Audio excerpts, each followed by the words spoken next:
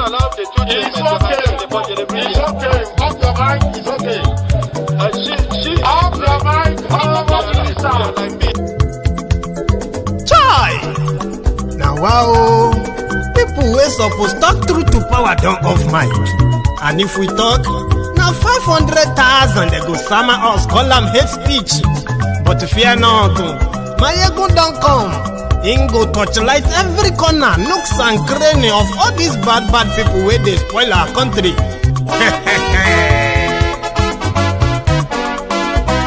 So my people make we loud, oh yo yo. Maiyegun don't come, oh yo yo. My people make we shout, oh yo yo. Maiyegun don't come, oh yo yo. Maiyegun don't come, man of the masses, oh yo yo.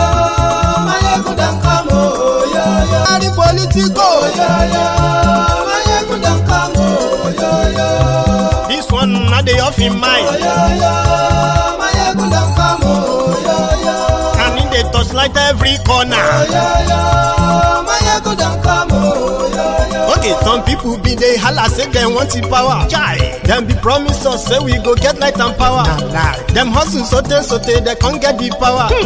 But now they know they do anything with the power. Sure. Every day, dollar just they get the higher power over naira. Still them talk say make we off mind. But thank God say Maiyegun don't come. So my people make you loud, oh yo yo. Maiyegun don't come, oh yo yo. My people make we shout, oh yo yo. Maiyegun don't come, oh yo yo. Maiyegun don't come, man of the masses, oh yo yo. Maiyegun don't come, oh yo yo. Maiyegun die the Politico, oh yo yo. Maiyegun don't come, oh yo yo. This one not they off in mind, oh yo yo. Maiyegun don't come, oh yo yo. Person where they do evil, no one make person talk. Them say that Maiyegun, that man too they talk. He too they talk. Say Maiyegun diary, he they hot like pepper. But every day then they take money in bulk. Poor man picking, they the street they hawk. Still them talk say make we no talk. But thank God say Maiyegun don't come. So my people make you loud, oh yo yo. Maiyegun don't come, oh yo yo. My people make you shout, oh yo yo. Maiyegun don't come, oh yo yo. Maiyegun don't come, man of the masses, oh yo yo. Maiyegun don't come, oh yo yo. Maiyegun die the Politico, oh yo yo. Maiyegun don't come, oh yo yo. This man not the off in mind, oh yo yo. Maiyegun don't come, oh yo yo. Aha. Now you not done here, all these bad politicians, then we call them.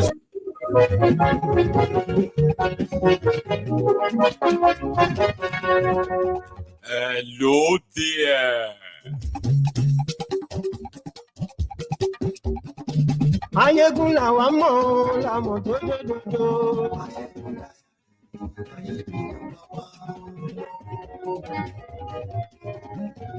Maiyegun làwa mọ̀, làmọ̀ tó dodo. Maiyegun ti dé ọ̀rẹ́ ara lórí Facebook, lórí YouTube. Good morning to you once again. Good afternoon to you. And good evening to you from wherever you are joining me from. It is Maiyegun Live.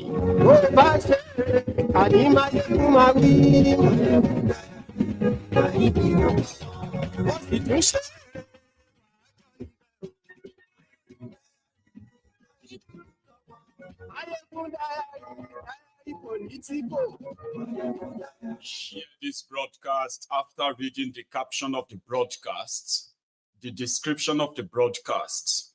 Share it. Invite your friends, invite your not so friendly friends, and tell them that Maiyegun is back. Maiyegun today.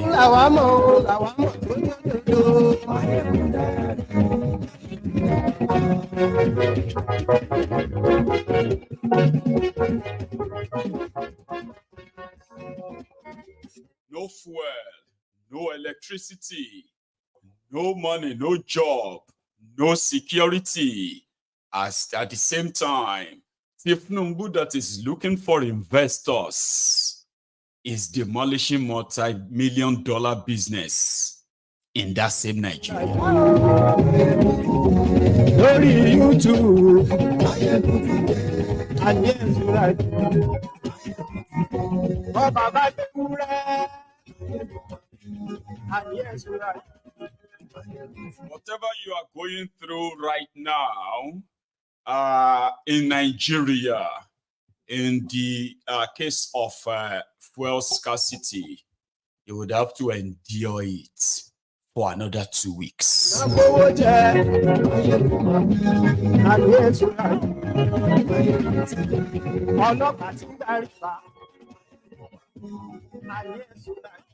this controversial, fraudulent,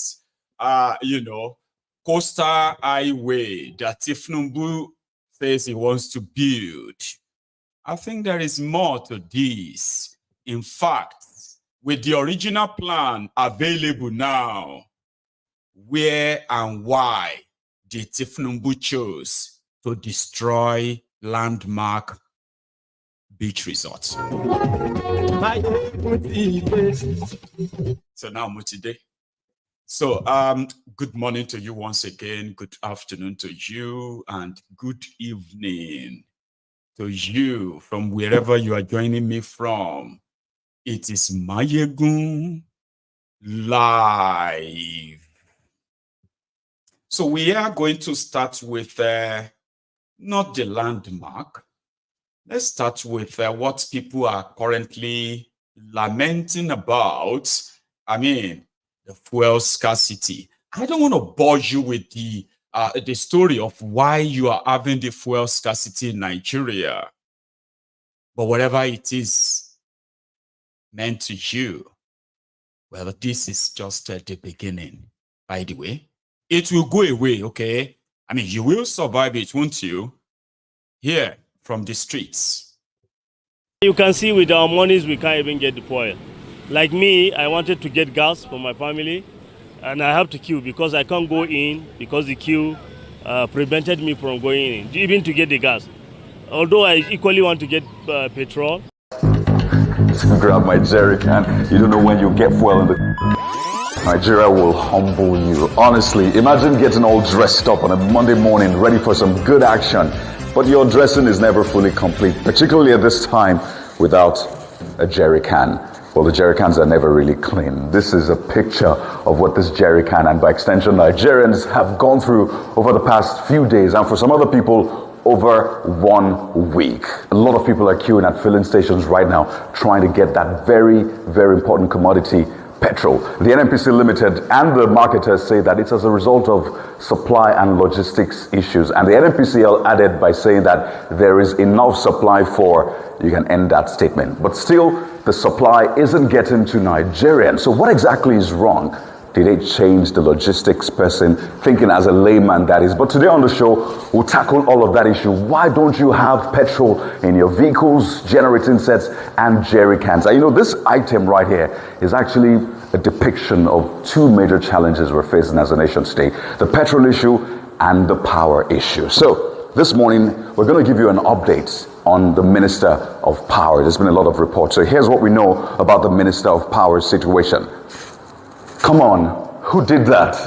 I get the point, but please restore the power. I'm trying to do something here. There you go. The point here is there's been no update, okay? So you need to stay with the verified sources, the verified channels, if you want to know what's up with the Minister of Power and other ministers amidst reports of cabinet reshuffle. Join us on the Morning Brief, guys. It is a super Monday. We're dealing with the telcos as well. Grab my jerry can. And that's the reality of a lot of people, from that channel's news presenter. So he quickly puts up that short clip to show to you. It is Monday morning. The economy was supposed to be moving, but it's stagnant. Like, you sure find me enemies. No electricity, no fuel. What is going on? Somewhere in Ekiti. Today be the 28th of April, year 2024.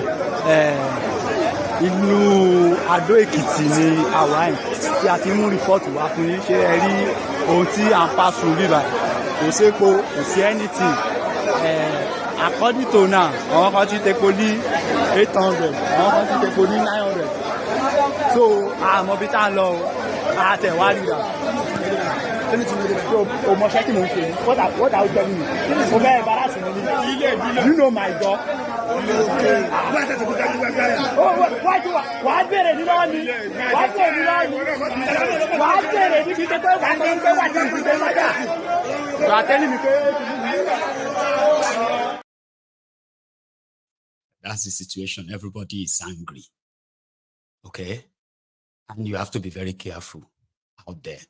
People are spending lots of hours, productive hours, searching for fuel or queuing for one. I mean, some of them don't even mind, okay? Whatever price they want to increase it to or whatever, because initially they heard that there was going to be a price increase today. So some people believe that because of that, there's going to be price reduction today. Okay, so some now believe that that is why the oil marketers, the filling stations are now hoarding the products. A whole Nigeria oil producing country, and this is the life of their citizens. You can see with our monies, we can't even get the oil. Like me, I wanted to get gas for my family, and I have to queue because I can't go in because the queue prevented me from going in, even to get the gas. Although I equally want to get petrol, but you can see the situation is really pathetic. People are queuing. In some instances, you will even go to the filling station, there is no oil for you even to buy. So I think we are really in a dilemma. We need the government and those independent marketers to come to our rescue. Let them bring the oil. We are ready to buy it, even at the prices they are selling. Now, as a labor leader, do you have any idea of what would be the reason for this latest development? No, it's an information you will be hearing over the social media that they wanted to reduce the pump price. So these people hoarded the product that they have. They want to sell it at an expensive price. And probably they are thinking maybe by Monday there will be a pronouncement. That is why they are delaying. I can see some filling stations have the supply, but are not yet selling. Thinking that maybe by Monday tomorrow there might be a price announcement, so they can. It's now that they will determine what to do next. Left to me, they have no any other responsibility, no option, because you say it's a pre-market. Individual can go elsewhere, secure the oil, get the oil, and he sell at his rate, he can get something out of it. So he can't do anything, you can't regulate, because they are at will to go and buy, and they are at will to sell equally. And I didn't know, maybe they might still have some regulations to put in place, but from the situation on ground, what we see in reality, they can do otherwise, because somebody went elsewhere to get his the supply. You can't he is the one to determine the price equally. So I don't think any other institution have any other thing to do. Rather than NNPC, as they are doing, let them continue selling and selling. It is terrible. As I'm telling you, I manage a school, and I have teachers that come in from across the bridge because the school is situated in the northern part of Kaduna, and it has been terrible. In fact, I'm here right now to get fuel for our school bus, to enable them to go and pick up our children. It is terrible, and we don't know why. And the government are not telling us anything. With your money, you don't even see fuel available in any station, except this NNPC. All the fuel stations that we've been to early in the morning, they've all packed up. They are not selling fuel until we heard around 7 a.m. that NNPC here close to Stadium Roundabout are giving fuel. And you can see that our bus just entered now since 7 a.m. It is just terrible. In our area there, 4 liters cost us 6,000 naira. So, but yesterday in evening, it came down to 5,000 naira. That is to tell you that a fuel is now 1,250 naira per litre. That's how much we're getting it from the parallel market. And even the people that sells from the parallel market, as at this morning, they even ran out of stock. So we have to resort to this area. So it's 1,250 naira per litre. So what will be appeal to the government? Well, as if in a Nigerian, I think it's not a crime to be a Nigerian. We have not been able to enjoy anything concerning government presence in our lives. It is terrible. They should look at us with kind of pity, empathy. They should have empathy for the citizens. You can see with our monies, we can't even get the fuel. Like me, I wanted to get gas for my family, and I have to queue because I can't go in because the queue prevented me from going in, even to get the gas. And that's just like the situation of everyone. Figure it out. The government is lying to them, okay, that it's not paying subsidy anymore. And what that simply means is that you have deregulated the entire, you have deregulated the sector, and wherever you can find fuel, go and bring it to Nigeria and find your buyers and sell at whatever price you think people will buy from you. This was the agreement of subsidy removal. But you see those people, Nigerians, majority of them still believe that the reason why they are suffering is because Thiefnubu removed subsidy. So this sufferness is going to be maybe for a while. After that, refineries will be working and they will have access to fuel, unlimited and possibly cheaper. That is the situation of Nigerians, a state of confusion. The government is lying to them. Politicians are lying to them, right? Government is lying to them. Their agents are lying to them. Then when people go out there, they look confused, lost, angry. So that's a part of the confusion of how the propaganda of APC has sort of slowly destroyed Nigerians and their businesses. This is what life is. Go figure. How you go take run your business? No electricity. Okay, you need alternative power or electric generator. Okay, let's go buy fuel. There's no fuel. And the citizens are so confused that they are like, okay, maybe they want to increase it or maybe they want to reduce it. They don't even know what to believe. And the guys responsible said, well, it's going to be like that for the next 2 weeks because of logistics. Logistics of what? I'm coming back to that. Here is another scene. Adúpẹ́ fọ́lọ́run, adúpẹ́ lọ́wọ́ federal government. 800 là ń repo ń bí, 800 là ń queue fẹ́po. Adúpẹ́, ẹ bá gbé sókè, ẹ bá gbé price ẹ sókè díẹ̀. Refinery bíi 6 ló ti ń ṣiṣẹ́. Epo wa pọ̀ jaburata. Ẹ wò, wọ́n tiẹ̀ ti wá bínú báyìí inú ti bí wọ́n ti pa náà láwọn ò tepo mọ́. Àwa bẹ̀ federal government. Ẹ jọ̀ọ́ ẹ bá wa introduce no cash díẹ̀ kí nira ilé pọ̀. Ìnira yóò ti tó. Ẹ bá wa introduce no cash díẹ̀ kí nira ilé pọ̀. Kọ́pọ̀lọ́ wa lè reset torí wa ò pé Nàìjíríà yìí. So ìyà ti bá a lára mu. Federal government ẹ jọ̀ọ́ ẹ bá wa introduce no cash. Ẹ fi kún nira ìyà ti bá a lára mu. Ó ti ẹ ti rí báyẹn 800 là ń repo. Refinery bíi 6 ló ti ń ṣiṣẹ́ Nàìjíríà báyìí. Tepo inú bí wọn láwọn ò tepo mọ́. Ó ti yé yín báyìí. Sorry if you don't understand Yoruba. So that speaker was at one of the filling stations where they've actually stopped selling. Okay, but before they stopped, they were selling the litre for 800 naira or at 800 naira. So that young man was kind of calling on the government to, if they can please increase the price of petroleum. Okay, and if they can also do it as well, they should pack all the cash out of the circulation so that people won't have access to cash as well. That they should increase the hardship.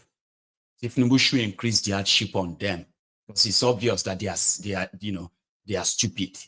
Nigerians are foolish or they are this. That's why I say, it's obvious that we are very, very stupid. So, and we have not learned any lesson. Please increase the hardship, Nigerian government. I'll leave the rest to you because I may come back to it.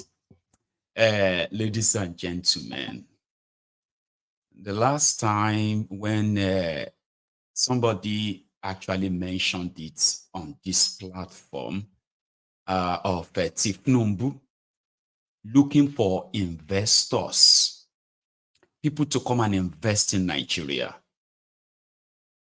Do you know that the number one investors in Nigeria are the Nigerians in the diaspora? They are the first people that think of taking back their life savings from abroad to go and invest in something in Nigeria before any, what do you call it? Before any foreign investor will ever check you, despite all the incentive. You see, majority of us in the diaspora, majority of us are hiring different kind of, well, majority of us have invested in different sector of Nigeria economy from time immemorial, making it easier for us to remit billions of dollars back into that economy in Nigeria. We have people who return from abroad and invested in real estate. We have people who return from abroad, diaspora, invested in healthcare, building hospitals, clinics, surgery centers, and all that in Nigeria. We have those who return from the diaspora and they have invested in education, building, conducive schools, institutions across the place with their money, no incentive from any government.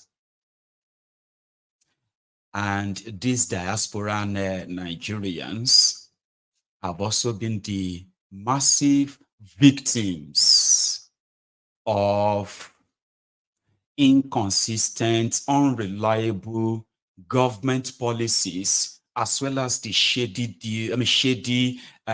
corrupt ways of so many Nigerians in Nigeria. That way is also underreported or appreciated, but it's still going to be stated because you cannot be destroying real businesses that has government approvals with no plan of compensations, and the rest of the world is saying this, and you're asking them to come back home and invest, or better still, you are fueling the private jet, the presidential jets, flying all over the world, begging people who actually knows you, but they don't give a damn about you, begging them to come back to Nigeria while you are destroying the investment of Nigerians, demolishing their houses. All over Nigeria, different states in Nigeria, people are falling victims of mad people in government. Thoughtless people. People who have no idea of how to create wealth, but to destroy it. I have seen that many times. And a lot of times we ask ourselves, why do you want to take your money into that, your money into that place, the place you don't live, the place they possibly do not even want us? We are the troublemaker. We are the ones who are complaining about how Nigeria is being ruined. And we are mostly considered as those who are inciting the humbled slaves in Nigeria to rise up. They call us, they say we are provocators. We are inciters because we hate inefficiency, incompetency, corruption of these criminals and the consequences of it. I know some of you probably are looking into, I'm going to go invest in a fashion industry. I'm going to go and invest in music and all that stuff. In Nigeria, others are investing in other things that they will live to regret. I have seen so many images, videos. I have seen concerts. I have seen what do you call that gun game? There is still, they have a name for it. You know, tag. Remember that game called tag? Where all of you have to be shooting a paintball, right? Shooting the paint gun and all that. I've seen this place, Baba. And then the news came, they said, listen to this, so from the time of Obasanjo to Yaradua to Jonathan to Bokuwari, the idea of building the coastal highway from Lagos to Calabar actually had plan. Thiefnubu changed the plan. And everybody should be asking themselves, why did they change the plan? I'm going to show you some certain things. And I'm going to need you so that you can understand this. I mean, I have been seeing people protesting. I have been following the news of, oh, yeah, no, we are not planning to demolish this. It's a propaganda. What is wrong with the people, with these guys? The government is trying to develop. Thiefnubu is trying to develop and build a $15 billion super highway, which he had no real plan of building. Super highway of 700 kilometers that he is planning to build at 22 billion naira per kilometer. But we'll come back to that one. So I was seeing all the news everywhere, but I was like, nobody will be so mad to go and destroy a business that was actually approved by the federal government. The federal government, the state government, you see, there is a part they call the right of way, which is that of the federal government, okay? So here it is. You see all the waters in Nigeria, is kind of controlled by the federal government, okay?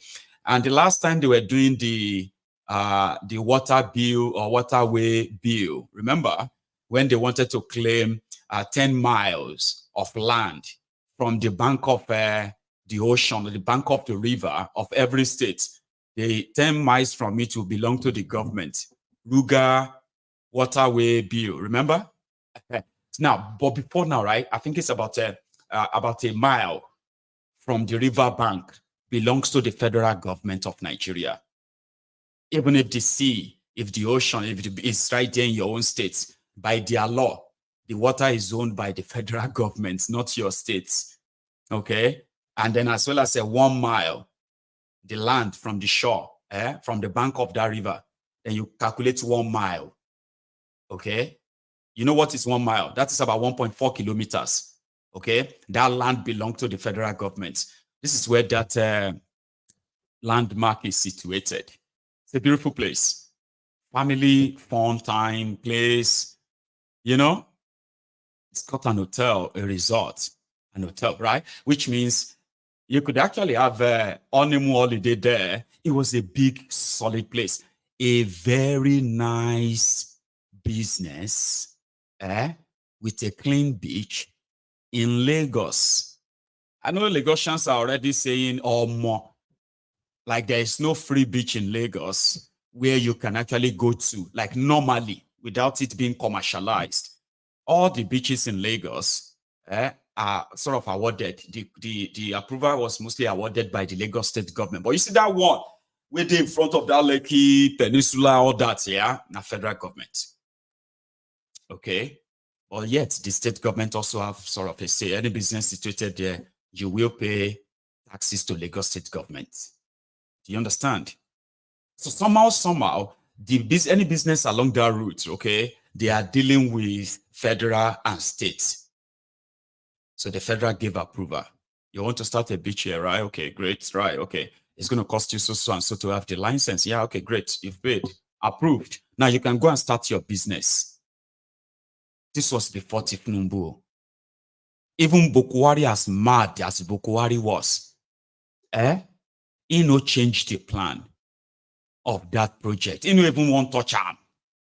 So let me show you something, ladies and gentlemen, so that you can see how your government is only interested, this APC, Egbekegbe, is only interested in destroying you, destroying everything. And, you know, it's always like turn by turn. Oh. This one a big one. The rest of you are facing yours in bits. and it is of the same proportion. Okay, so the government of Nigeria wanted to build a coastal road. Okay, now the coastal road, you see this landmark ecosystem, right? That's where landmark is. All right. Also, when you look at that green line, when you look at that, when you look at, in fact, let me get you another one. I have another one. This one is better. Okay, this one is like with image now. You understand this, okay? Okay, let me turn it over. I'm coming back to that one, but let me use this one first, right? Now look at this, okay? The plan, you see that yellow lane where there is an already existing road, So that was where they expected the lane to go through. That's the original plan, okay? Meanwhile, when you look at that red lane, inside that red line, that is where the landmark is. So for some reason, right, because this was their long-time plan, this landmark guy was given an approval. Now let's go take a look at another setting, which is more clearer, okay? This one we can do some measurement, okay? Now, this is clearer, okay? On the left, red lane, see that red line, That was the old and the original plan. It was meant, right? The whole thing was meant to start from Ahmadu Bello Way. Through the Ahmadu Bello Way, you see this road, Ahmadu Bello Way. It was to go like that and then straight on to somewhere around, what do they call that thing again? Eco Atlantic City. Here you get somewhere there. But when you look at this as it was meant to be like a 60-meter road before it's going to need the bridge and the rest of that ahead, right? But Thiefnubu and his gang, they redrew the plan. This was where the controversy started from. Like, which one is better to go on the yellow lane, close to the sea, destroy all these businesses and all these houses and all of that, or go back to that 60-meter on the red lane where at least there is minimum destruction of business. Here you get. But when you look at how the plan, when you look at this map, see where this, from the bottom, or look at from the bottom now. Look at where what do you call it? The yellow line and the red line meet, okay? Now, when you get to that point where they part as well, where the yellow goes left and the red goes right, okay? Now, when you look straight on to the end of that red line, do you see that the red line is now going back to go and meet the yellow lane? Look at it here now, right? They are coming here to demolish all this property on this yellow part, including the one in the middle. Everything in the middle will go. Everything is already being destroyed as we speak. Most of it are gone already. This image no longer look like this in that area anymore, okay? So what Thiefnubu and gang did is that they went on this yellow side and then they curved back to the left to go and meet the red line. I am not an architect or an engineer, but I'm also not blind. Like, you have a plan that could save millions of dollars businesses here and thousands of jobs, okay? Millions of dollars businesses and thousands of jobs, including taxes from them.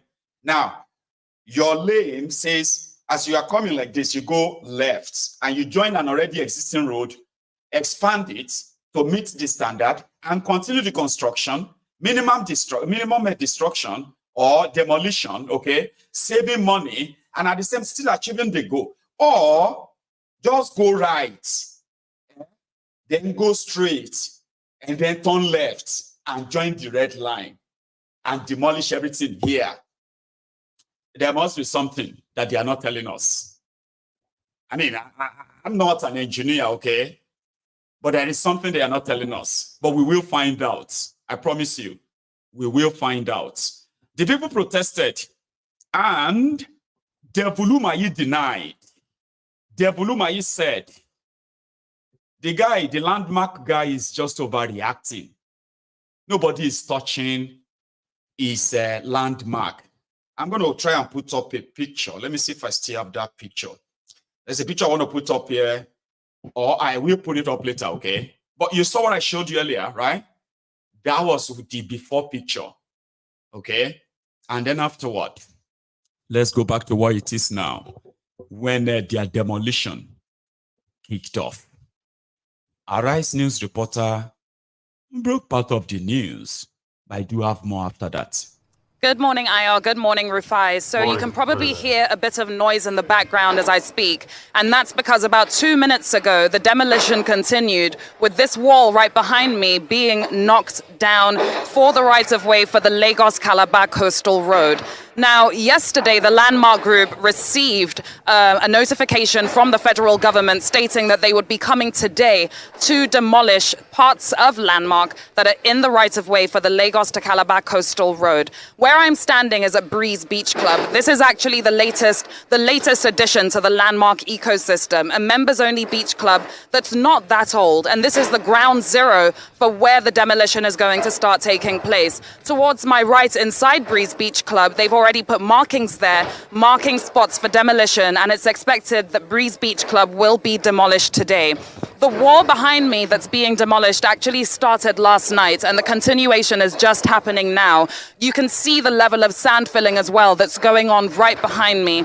Now, this is worrisome because in as much as economic opportunity and economic diversification is important, when this property was acquired 17 years ago by Landmark, it was acquired as beachfront property.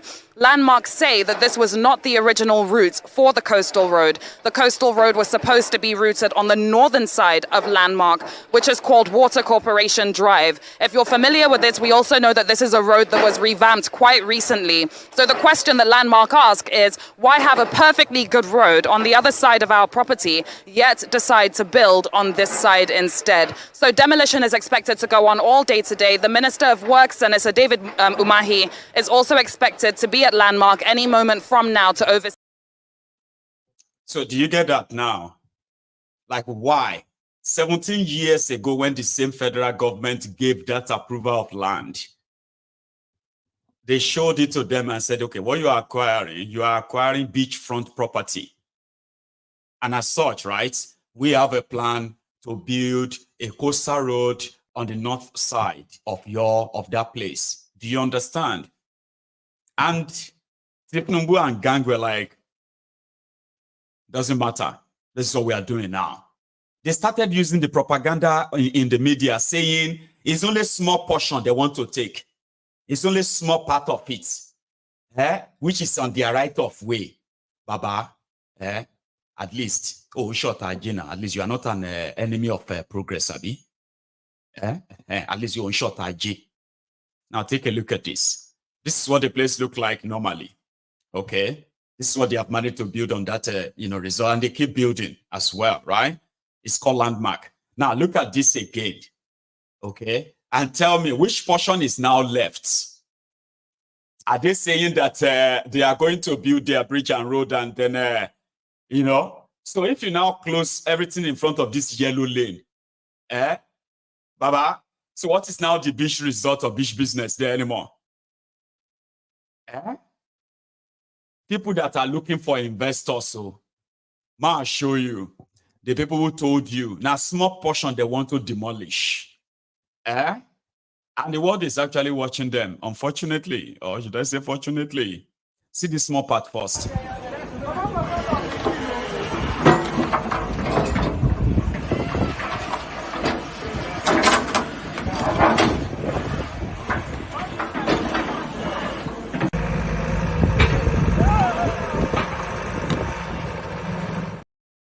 As them destroying everything destroyable. Okay, after the people protested, thousands of workers working on that resort, they protested, begged them, take a look. And this one can break your heart, especially if you're somebody who actually has worked for money in his life or her life. This will break your heart. But I'll mend it back when I come back.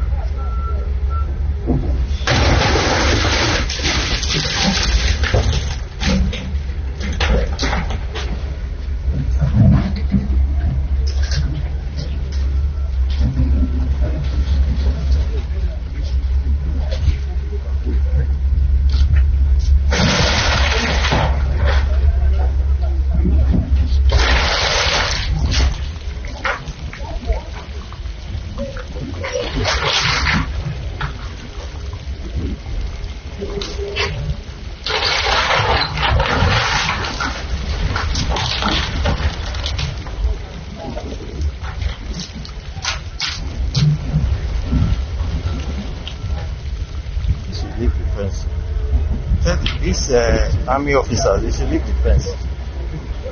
Hey, how's everything?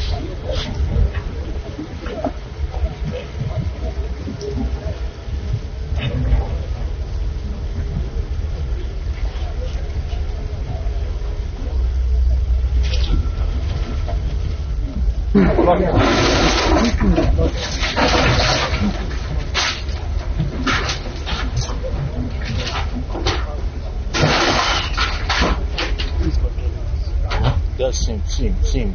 Is it? No, see him.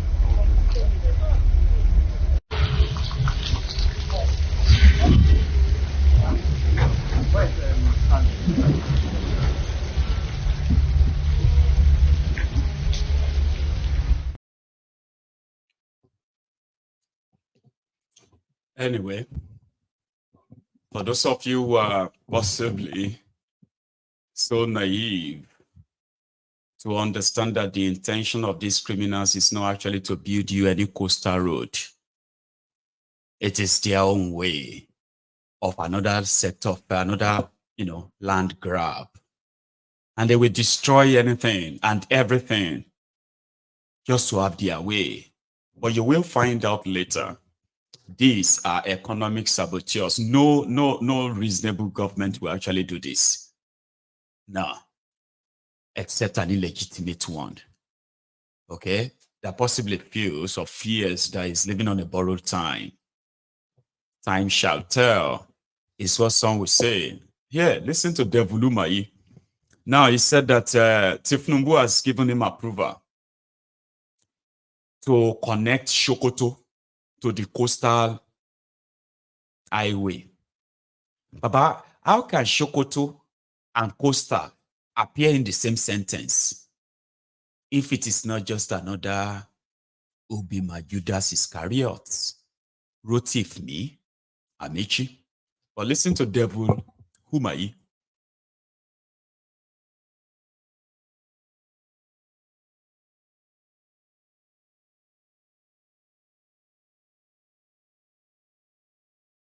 Mr. President has also directed me to start the immediate design of the Sokoto-Badagry Coastal Highway.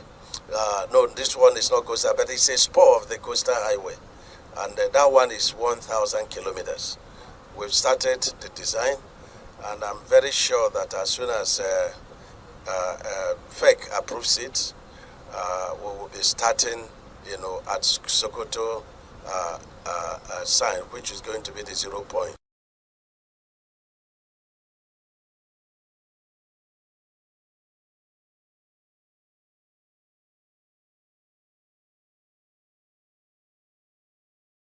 We also have another spur that is going to go from, it's on Enugu, Abakaliki, Ugoja, going to Cameroon. And so we have that spur. It's about 361 kilometers. Going through Otugbo to Benue to Nasarawa and ends up at Apo in Abuja. We are also going to be presenting it to Mr. President. And when this is done, then the coastal road, like we promised, is going to, circle the entire country. Why do you inflict pain on people who gave you support? And then people who are sitting on the fence, who did not do anything, you pack them. They are now the decision makers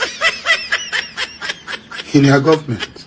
So supporting you now bring death and suffering to people.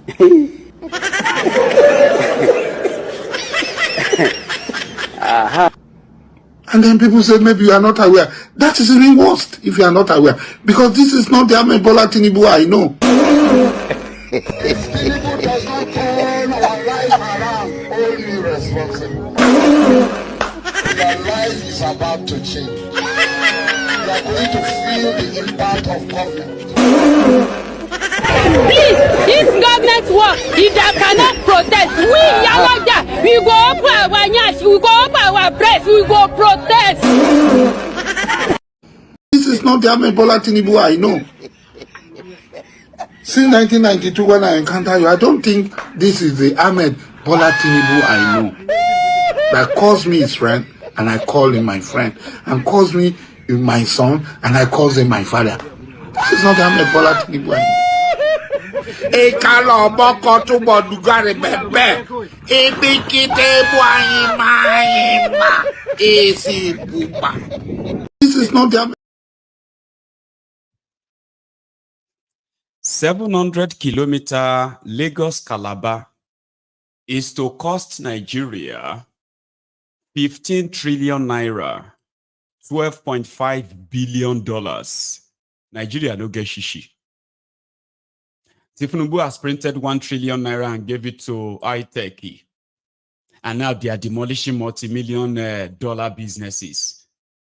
Now, Umahi just said Thiefnubu has given him the go-ahead to go and design Sokoto Badagry Coastal Road. Baba, how can you put Sokoto and Coastal in the same sentence if this is not fraud? And he said, that one is 1,000 kilometers. So do the math. If it is going to cost 15 trillion to construct 700 kilometers from Lagos to Calabar, how much do you think it's going to cost to build from Sokoto Coastal Road to Badagry of 1,000 kilometers? Any taker? No? Okay, I'll help you. If a 700,000 kilometers is 15 trillion, that means 1,000 kilometers will be 15 trillion plus 300 kilometers. Now, if half of 700 is 350, and we can say half of 15 trillion is 7.5 trillion. Now, if we decide that, okay, we'll come out the 50 from the 300, from the 350, that would be what? That would be 300. Okay, 300 kilometers. Now, if we come out 50 kilometers from 350, we can also come out 500 billion from 7.5 trillion. So in a nutshell, 1,000 kilometers Sokoto Coastal Road will now cost you probably somewhere around 7 plus, that's 22 trillion. 22 trillion Sokoto to Badagry. Umahi is designing it. That means you are talking about 18 to 20 billion dollars.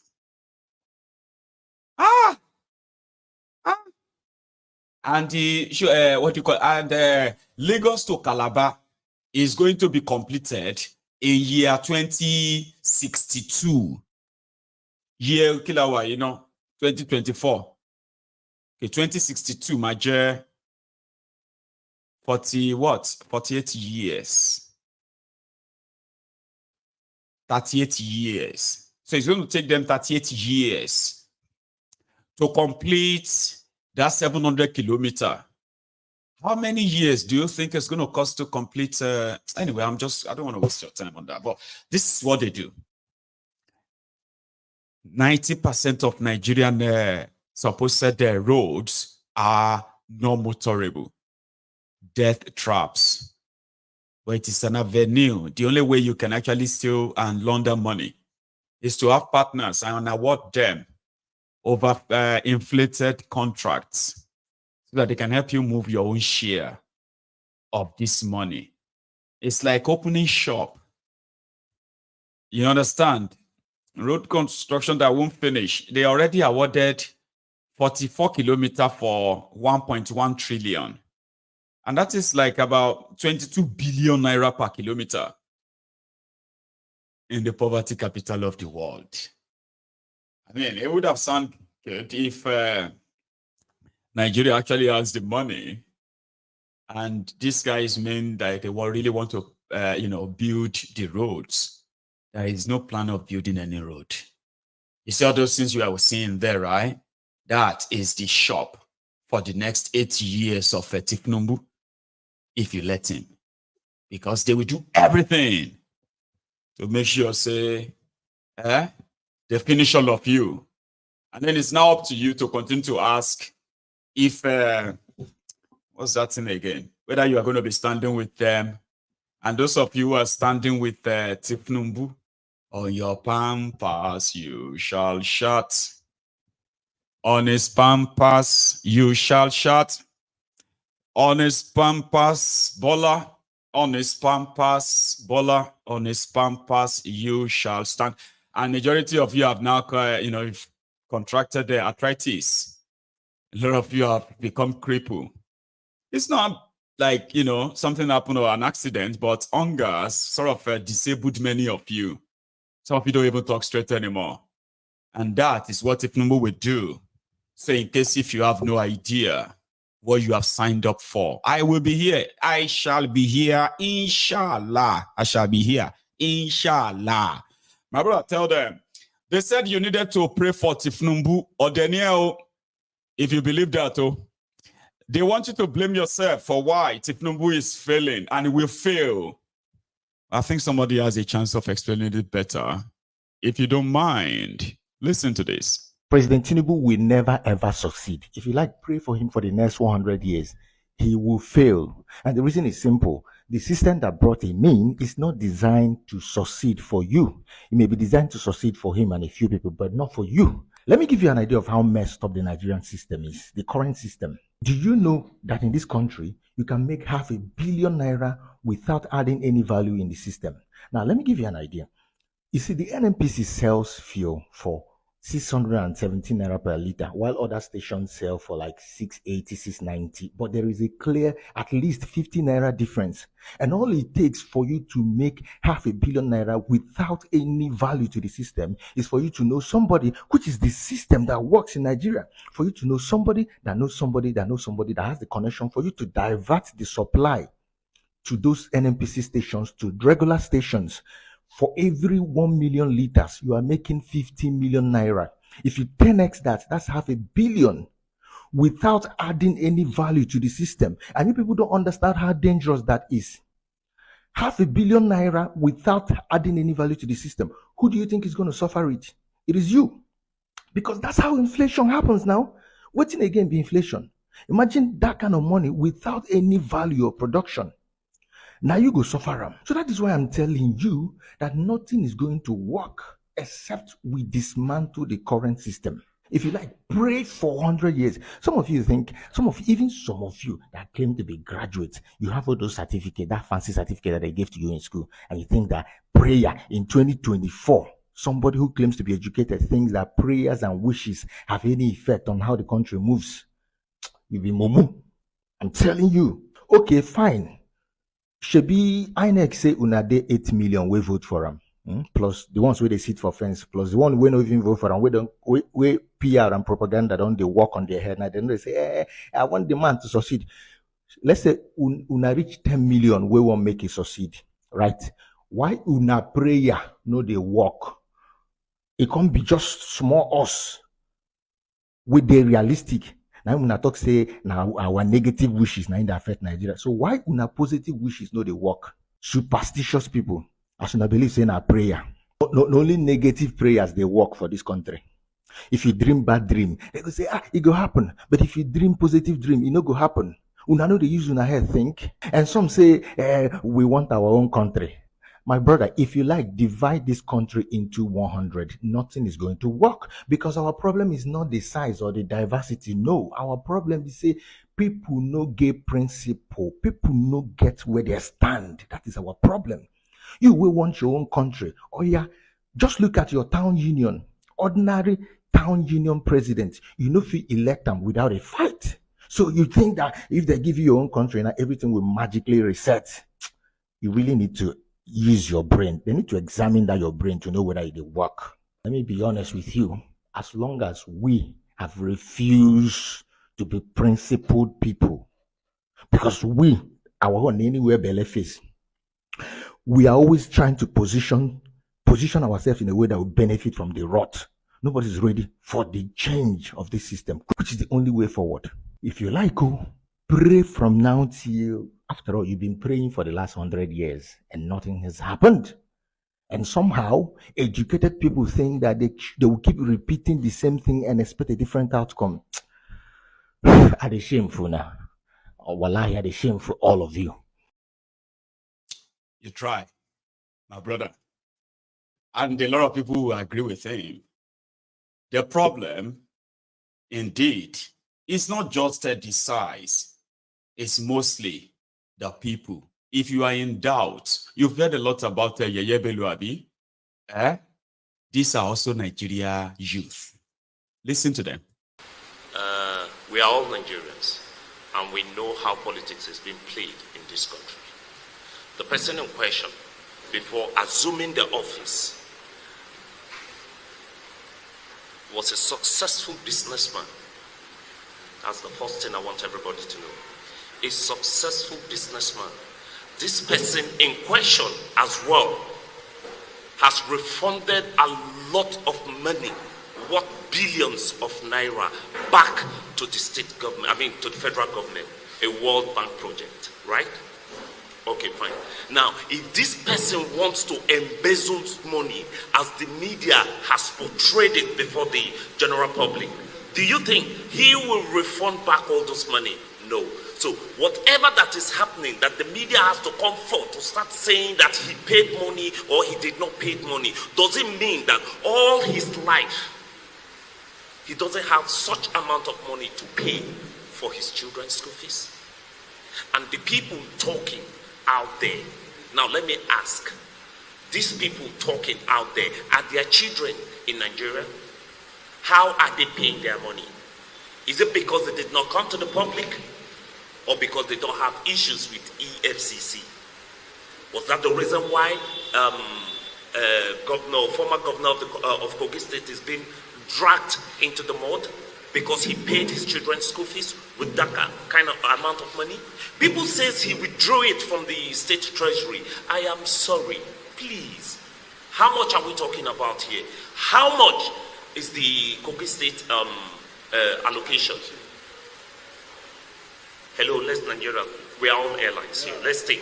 How much is Kogi State allocation? Okay. Since his assumption of office, has he done anything? Anything? A project? How much does the project worth? That at the end of it all, $720 million, $1,000, right? No, $782 million, $1,000. Are you getting it? Being paid, just school fees. Hello. There is one thing my people used to say. Life doesn't always come as planned, but in every situation we find ourselves, we make the best out of it. Whoever that brought that forth to the public is trying to make the best out of the situation at hand. And I promised you, by the special grace of God, if the due process is being adhered to and they followed it properly, the ends justify the means. We support him. We don't know where the smoke is coming from, but all we know is that a man of his caliber, who have received numerous awards, both nations and international, in terms of transparency and accountability, has been chasing up and down by the institution, EFCC. We are here to call on Nigerians that in a situation like this, is it proper? How do we address it that some institutions should jump court order? Institutions should jump court order to chase a man of integrity like this. So, my fellow Nigerians, our agitation here is this. Nobody is above mistakes. If it is possible that what they say that Alhaji Ayab Adola Bello did is right, let them respect the court order and follow due process. We stand for justice. Nuisance Lele. Nuisance Lele. Nuisance Lele. Somebody said that they could see the poverty seated next to them without any magnifying glasses, that they could see it. You could, through the video, you could see. And they are the victims of this Yeye Bello. That's the Kogi governor. I don't know if you watched our broadcast this afternoon, my broadcast this afternoon, concerning the Yeye Bello's looting. Well, they've brought the charges against him. 19 count charge against Yeye Bello. And if you don't know, I think it's everywhere now, right? But I'll come back. There were days too, defending their own oppressors. Nigerians. Order.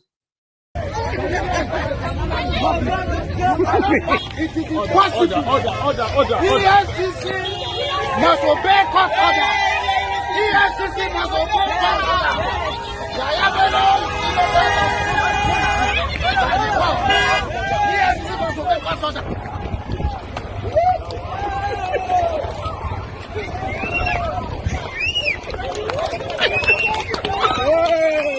We don't go to you. We don't go to you.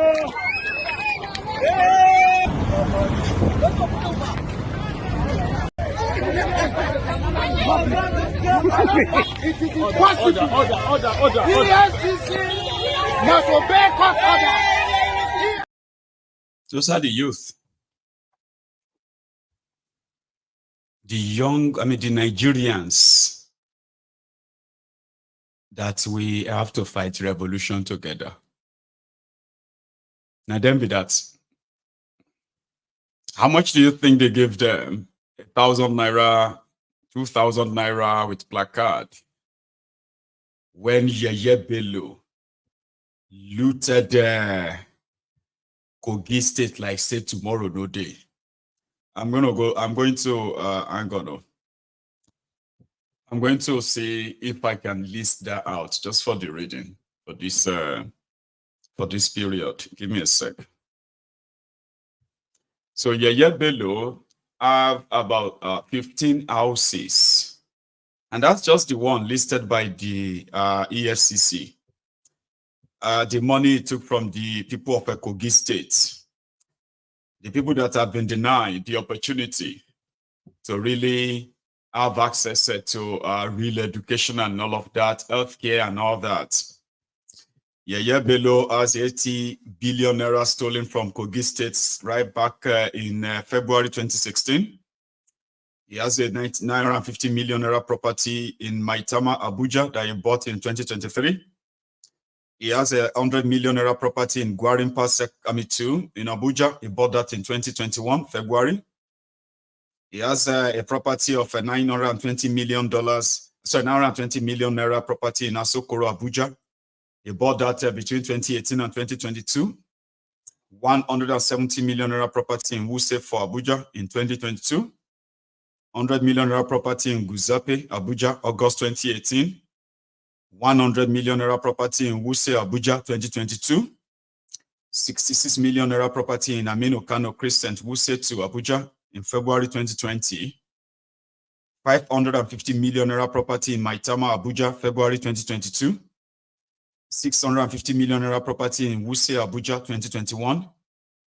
5 million dirhams property in Dubai, UAE, 2022. 60 million naira property in Wuse, Zone 4, Abuja, 2016. 310 million naira property in Wuse Zone 4, Abuja, October 2017. 412 million naira property in Wuse Zone 4, again, December 2020. He bought that. 84 million naira property in Wuse Zone 4, Abuja, March 2021. 100 million naira property in Wuse Zone 4, Abuja, March 2021.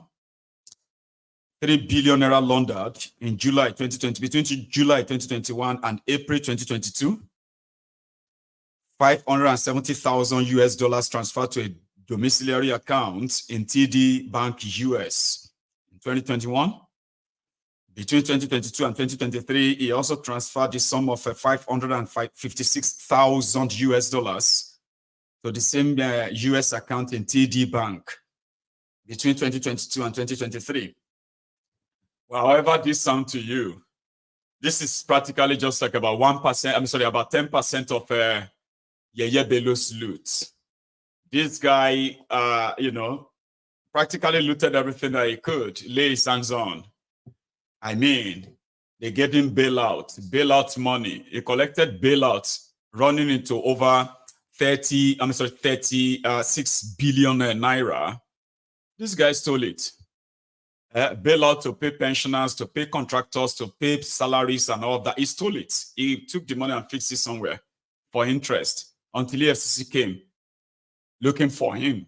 And this was even before this guy that is there now. And that is the person that all those young people, impoverished, damaged people, were out to defend. They are on social media too. They are here. They are here to shout at you and tell you that if they born you well, all these things you are saying, come and say it in public. There's nothing you can do. Thiefnubu is their press, all that stuff. Sure you get. And those are the citizens you are probably hoping that we will start a revolution with, or those ones that we would have to sit together and break Nigeria with. We have a lot to do and a long way to go. Because it's, as you can see, somebody said, when you look at those who are defending Thiefnubu, they are most of these guys who are defending their oppressors in Nigeria. Pay attention to their childhood. That was when the damages was done. We were damaged when we were younger, when they were conditioning us, going through the kind of life that we should never have been subjected to. But in 2024, children are still going through that same life. Indoctrination. Tell me, today that we now have army of unemployed young people and unemployable people with no real skill required or needed for today's challenges. Do you think that is not deliberate? It is deliberate.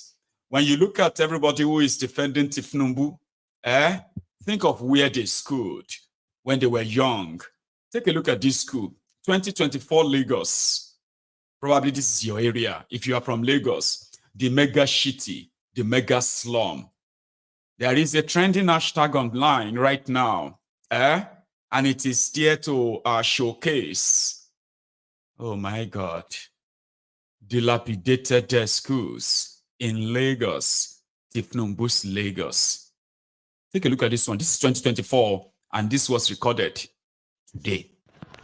Okay, so today I'm in Okeafa Secondary School, guys. See the roof of Okeafa Secondary School, junior and senior school. That looks like a roof that they fixed is 1980. Everything done rust like this. See school, see classroom.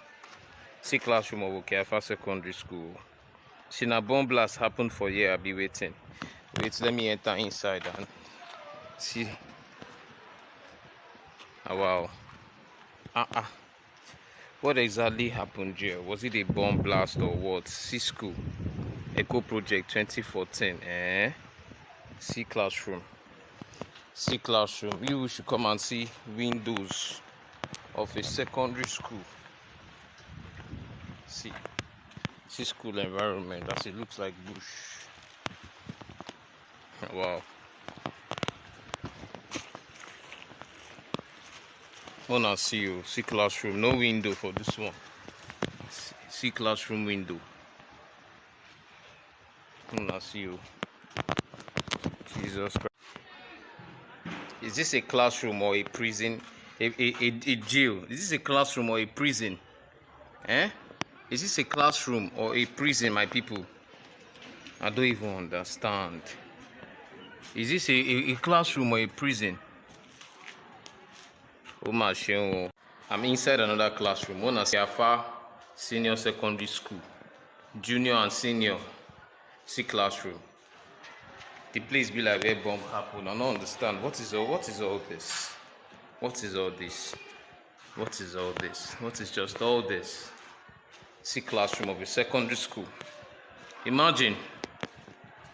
Now this usually is the scariest part of my documentary. This place dark. I fear they catch me. Make something no go bite me for here. See toilets.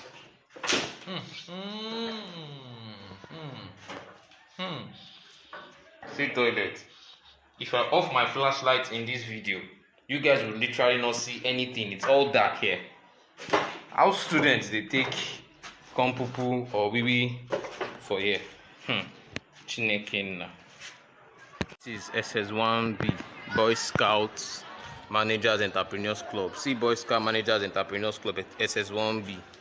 Why can't they seal all these rules? Why? See seats where children they use. See rain no go they beat these children like this for inside classroom. Let him be all this thing.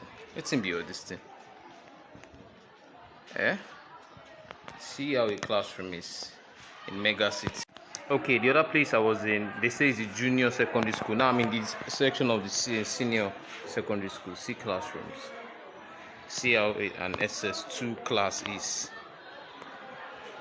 Why can't they paint these schools? Why can't they just afford painting for this school? See how a classroom is. Okay, so I'm done with my documentary in Okeafa Senior and Junior Secondary School. Today being the 29th day of April 2024. So tomorrow we'll bring you another edition, another school in Tinubu's Lagos State School, accomplishments in the mega city, right? In the mega slum, you all go online, you want to lie to yourself, mega shitty, because you can see all those tall buildings, and you are there in your ghettos, in your shitholes, to defend Thiefnubu online, but your children they go to school. Your life don't spoil. Some of you now that kind of school you also went to 24 years ago. You were inside Thiefnubu's Lagos as a school child. As a school child, right? And now your own picking, don't they go those yellow semi school? Places where we say it's not really conducive for humans. When I was growing up, okay, we had the terrible classrooms here and there. So it's just that it wasn't that bad. Okay, it's not that bad. You know what I mean? It was like still standard. And a lot of you will be say your parents had to go and borrow money to make you desk and chair. And you carried your chair, your own desk, you carried it to the school. Today, you are shouting on social media. Thiefnubu, if not for Thiefnubu fits Lagos. Thiefnubu, you lori bruku agbomi pari. Inya shiri elebi. You are inside that shithole. But on social media, you are there because anybody that says something about Tinubu, he says a person saying something about Yoruba. He cannot be insulting Tinubu because Tinubu is a Yoruba. Olori bruku inu isheto biyisi. That's where they conditioned you. How can anybody attend that kind of environment? Child or children that attended that kind of environment, how do you expect them? All of you. Because some of you also attended the same place, but your brain still they intact. Do you think that's the same with everyone? They condition them that way. They will tell you, there is another building. There's a new building, UBEC building. Why don't you go and record that one? What about these ones that you have your children attending?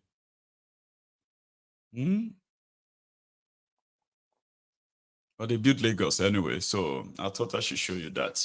And then that is why after this, it is trending right now. Lagos school in Lagos. Thiefnubu's schools in Lagos. When Thiefnubu was governor of Lagos State, did he build any school? No, he did not. And if he did build one, show us. That's why everybody is now going everywhere in Lagos right now, recording the horrible state of the schools in their community. I'll bring more of them to you. They are not just staying in Lagos. So you see that way you see it for Lagos, that video. That's exactly how worse and horrible schools are, especially public schools in the 36 states in Nigeria, 774 local government areas in Nigeria, and the Federal Capital Territory. You see that video? It's the same everywhere.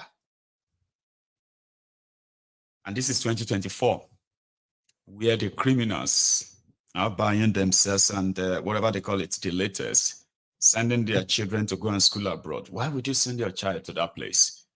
And this is why, you see the state of schools, public schools in Lagos, that is what gave birth to private schools in Lagos, the increase in private schools. Private schools no be anything in Lagos before now. You feel count all the private schools in Lagos 20 years ago. You feel take and count them.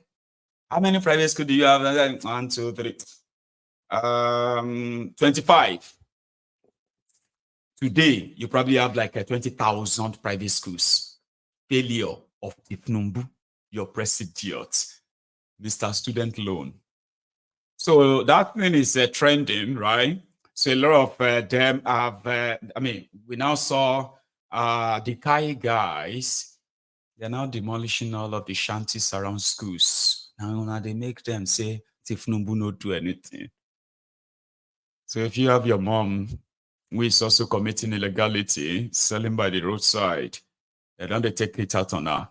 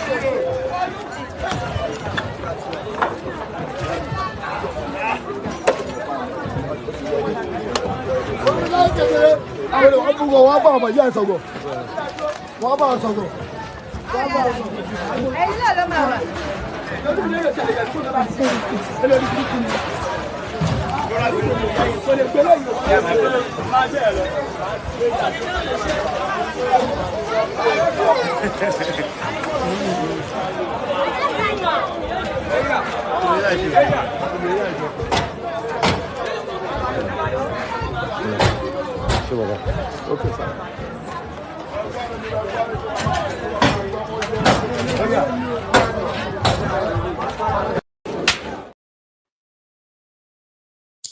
So that's the environmental agency decided to clear out some of the illegal structures. Somebody said, but they are not, giving them the alternatives. Are you new? You're talking about, you know what they say? It's Nijalon Kwebi. And Nigeria, they call this place. In the mega city, I've told you before that 24 to 25 years of democracy in Nigeria. More than 90% of all the states in Nigeria have no water for their people. And they are not making any effort to give them the water. That's sad, isn't it? Just so you know. So people have to resort into providing their own water. Alternatively, from northern Nigeria to eastern Nigeria to western Nigeria, water is a big issue. But in some places, some people have kind of conquered the problem by just erecting their own water permanently without expecting anything from the government. But when they talk about the mega city that has no real plan, it's a slum. Lagos is a slum. No thanks to this criminal, Thiefnubu and his gang, who have actually made a kill, but they couldn't run a city or run anything at all. There is no water. There used to be water. African Wahala told me this afternoon or this morning, and he said he lived in Abuja for some time, and back then there used to be water inside your home. I'm not just talking about water. We are talking about pipe-borne water, drinkable water, government purified water. As bad as you might say Nigeria was, the African Wahala still used water inside home, not borehole. And if you are from Abuja, especially all of una we be say now una be from Abuja, no be people we've seen a politics carry them come Abuja business, political business. You could possibly testify that we used to have water in my own small town, Odo-Ogbolu. We had a water corporation, right? And I watched that died. By the way, I watched our own water corporation, right? The water corporation that was no joke, it was serving about 3 different communities. Not communities, towns. Odo-Ogbolu Water Work. We watched it. Dilapidated. Burst pipe here, burst pipe there, burst pipe there, water wastage there, pump don't collapse. Last, I watched the water corporation Odo-Ogbolu overgrown with weed. Oh my God. We used to go there and I used to admire the water workers. You see people that actually work in the water, corporation. I admire them so much. It looks so, it's like they are like dealing in something precious.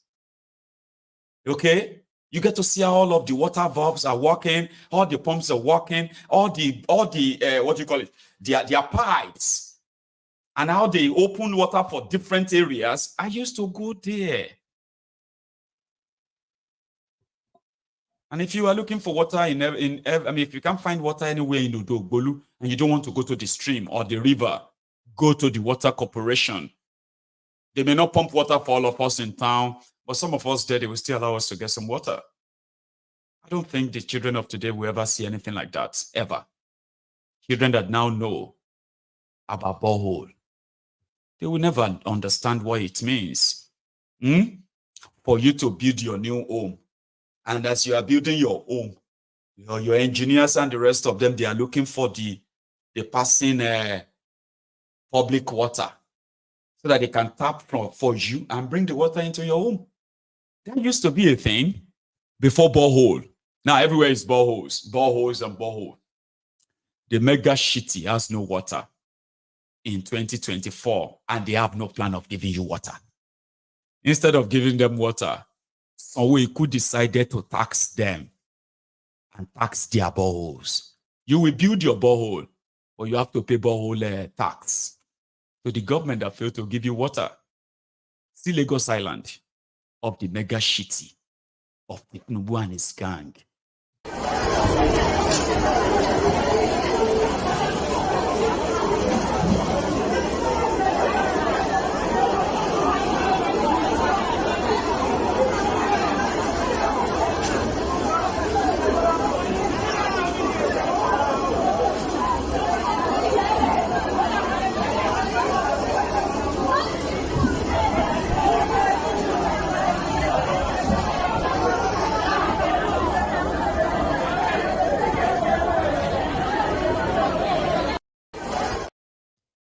The mega shitty, where everybody just love about fake life, angel vibes and inshallah.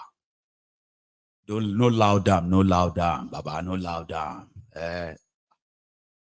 If you don't like Lagos, go Osogbo or go Osun or go Abeokuta. Leave Lagos for us, so leave our slum for us. I'll keep saying it to your faces until you stop denying or living in that denial. Okay? If you continue, I can't blame all of una Lagosians now after witnessing what happened in 2023. The reason why Thiefnubu and his criminals have turned to tribal bigotry, ethnic baiting, was because of what una do them Lagosians. And they can't face all of you because they know that you do have more Yorubas in Lagos that actually rejected Thiefnubu. So, but they can't face you. Okay? And that's why they have escalated the Igbo versus Yoruba rhetoric. Something that has nothing, no meaning at all. But they want you to make it feel like, now the Igbo people, they teach you now. The Igbo people are teaching you to reject your own brother. Not because you rejected the criminal. Because if you have your way, you will have the rest of them, right? Get done with. And when you had that chance, you showed them that signal. They were scared. They became very scared that they escalated the bigotry. Okay? And that's why I won't blame Lagosians per se and say, oh, Lagos are Thiefnubu slaves. Lagosians are not his slaves. But one of these days, right? Hopefully, you will have enough will to make sure that you see it through. They have to be gone. Or else, that will continue to be your lot. Not just Lagos. The drama of looting and stealing from their people, like we've seen in Kogi, we have seen in Lagos, you have not been paying attention too well to that of Delta, Bayelsa, Akwa Ibom, Cross River, Imo. I have my reason for mentioning these places because they are oil and gas producing states where their people have been subjected to a kind of special evil. For example, the former governor who happened to be Atiku's running mate, Okowa was said to have budgeted about 2.7 billion naira for an hospital in a community. I'll show you the community. Then nothing was done. Now, Sheriff that succeeded him, that one is planning to now spend about 800 million naira just to do some renovation and at least before any major construction. Baba see place where they won't spend 780 something million naira to. And that one too, they don't want, nobody say they won't spend that, but they don't spend that there as well. Now take a look at where they have spent over 3 billion naira. Hospital where they don't spend over 3 billion naira renovating in Delta states. See the state of it. So this is Yakpa Road now, towards Ekpan Junction, Hospital Road, okay? Now this is the children hospital we are talking about. Billions of naira have been stated for this particular project since the time of Okowa. But this is the particular site we are talking about. Nothing is happening here. This is an abandoned site. It has been like this for many years. It's opposite overflow pharmacy, Hospital Road, close to Ekpan Junction. So it starts here, and we are still going to take you further to see how far. You see it? So that is where it starts, and we are going towards the end of the fence now. You can see the site. In fact, it's a site where people throw their refuse, as I'm speaking to you right now. Nothing is happening there. Nothing. You see it?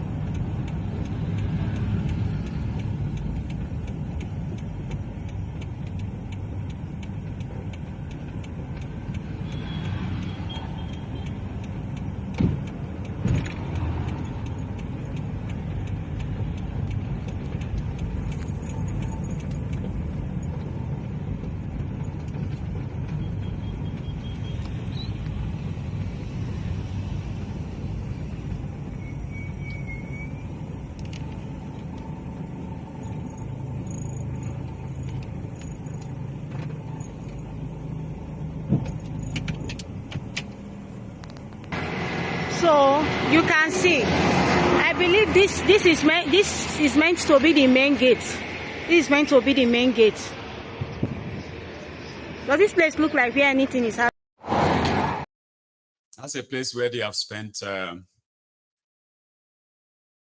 over, it should be somewhere around there, yeah, over 3 billion, 3.5 billion in Delta State. The level of looting in that place is so ridiculous that you probably will think these guys are not humans, but they exist, they are there.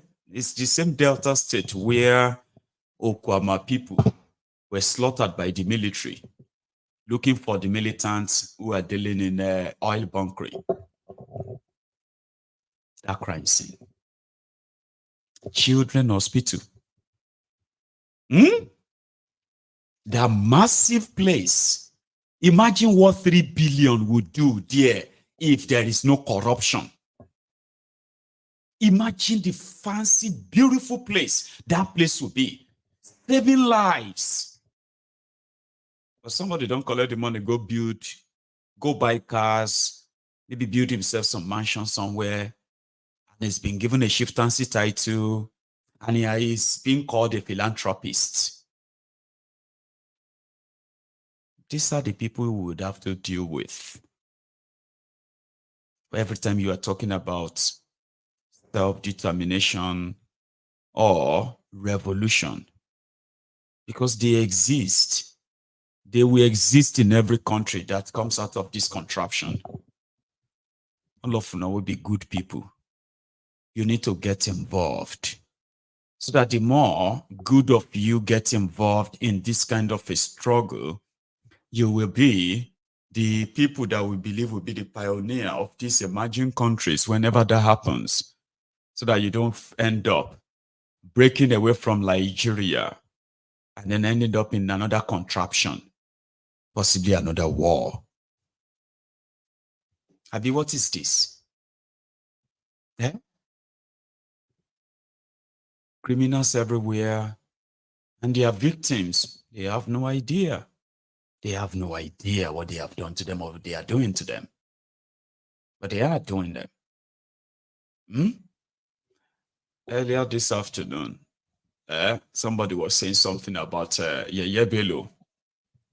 I played it. I'm going to show you again. Okay, back to Yeye Bello. A labor leader in Kogi State, who was in the forefront. The labor movement criticized the governor for not paying salaries.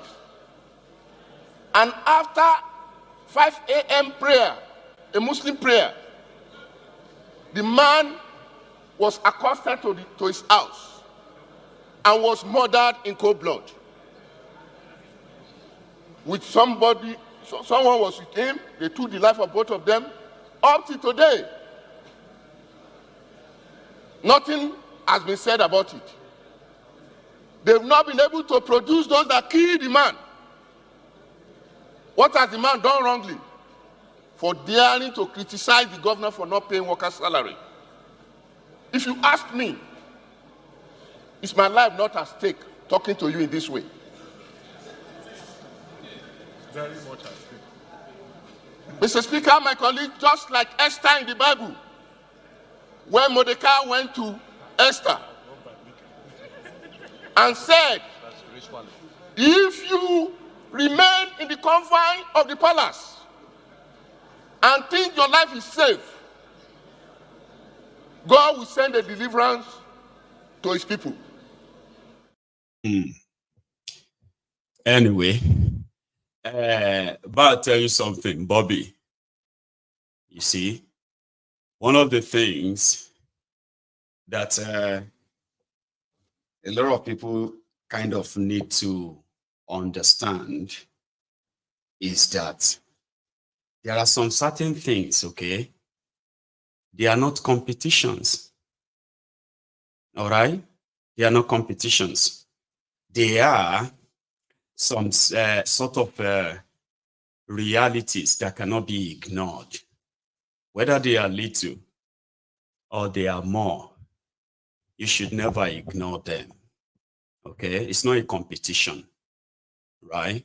So if I tell you that you see those who populate the current Nigeria and the mindset they have, whether they are Igbo, Yoruba, Hausa, or wherever it is, so for every creature that is in that contraption, from every part they are, you will see those that are perfectly or have been perfectly, all right, programmed, okay, to sort of, you know, they have been kind of put that way to always stand in defense of all that we call abnormalities, okay?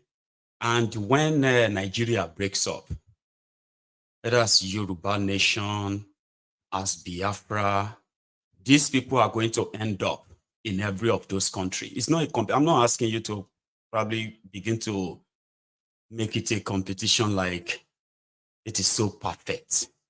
Biafra is so perfect.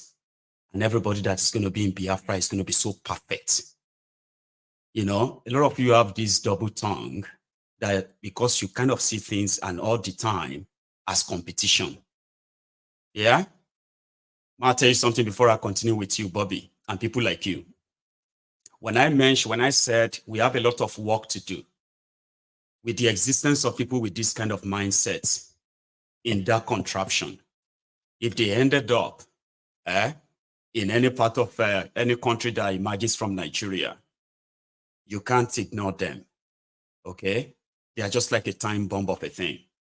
So saying that is not saying, you know, it's not practically saying having your own country, that this kind of people are going to hijack it. It's not a competition.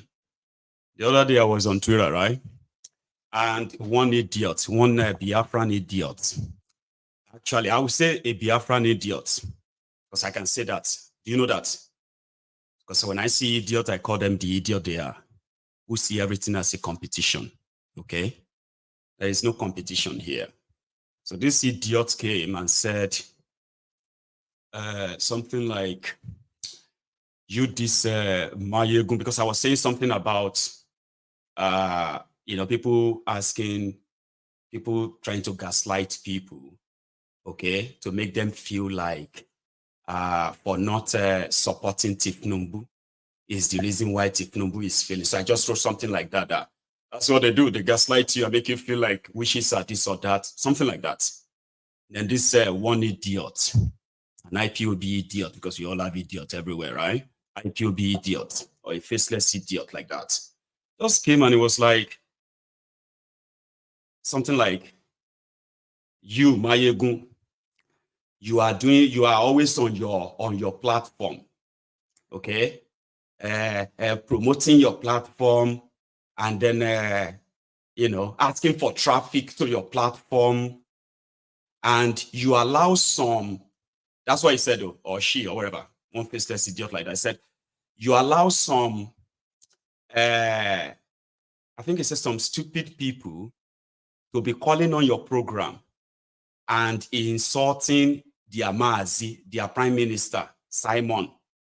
Okay, that, you know, and I was like, why do you always have to turn everything into something like a competition? I have never told you I'm a freedom fighter. I have never told you I'm here to liberate or free you or whatever it is. So when you come onto my program, and you begin to sort of, you know, cherry pick some certain things so that you can use them as talking points, it is not a competition, Bobby. Remember that, okay?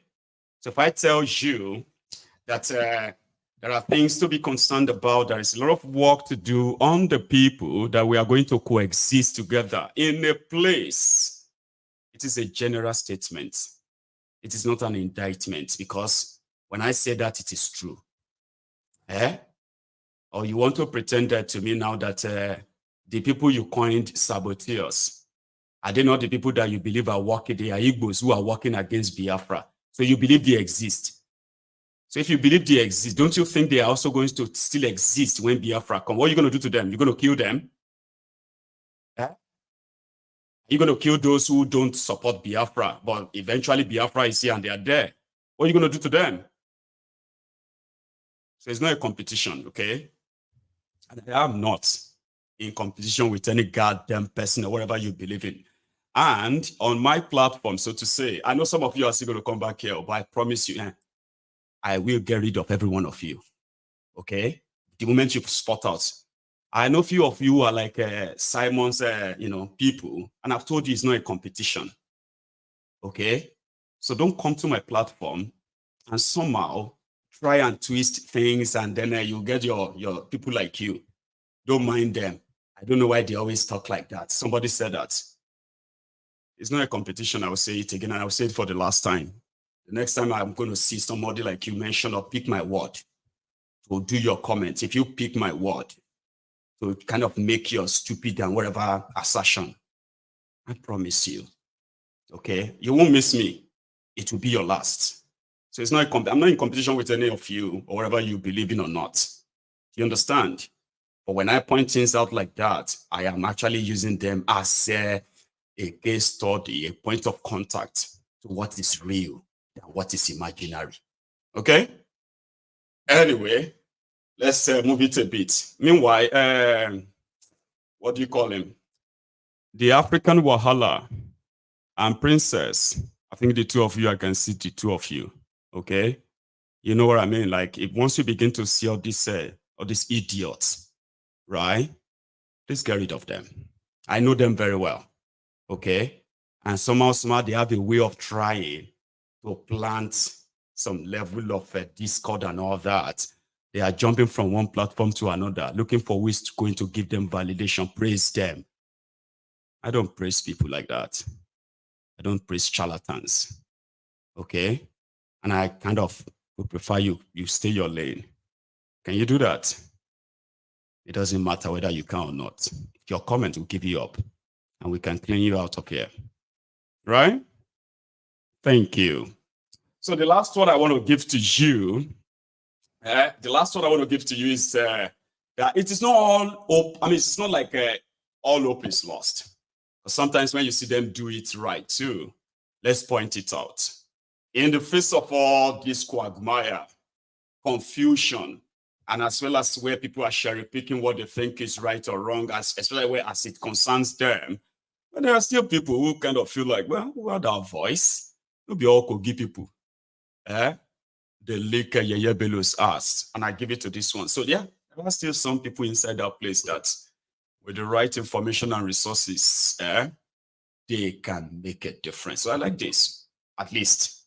Oh, my struggle, freedom, come, justice coming by struggle, freedom come by struggle, freedom. It is obvious that you are speaking, are defending, and you are acting in line with what you receive as a complaint, not just from us, not from only Kogi State, and you have done a thorough investigation. He himself is aware. That's why we're all crying when power was removed. We thought that the case would die. It started since 2021, 2022, when 20 billion naira was traced to the Taliban. After then, in 2023, February precisely 22nd, the Economic and Financial Crime Commission obtained a court order that asked the ability to forfeit some of the properties, up to 40 properties, including Dubai, Maitama, Wuse, Guzape, which he used our money to buy. But unfortunately, you know, EFCC, we are not saying EFCC, some of appear saying that EFCC don't lose cases. You are not losing cases. You don't lose cases. The problem is a compromised judiciary.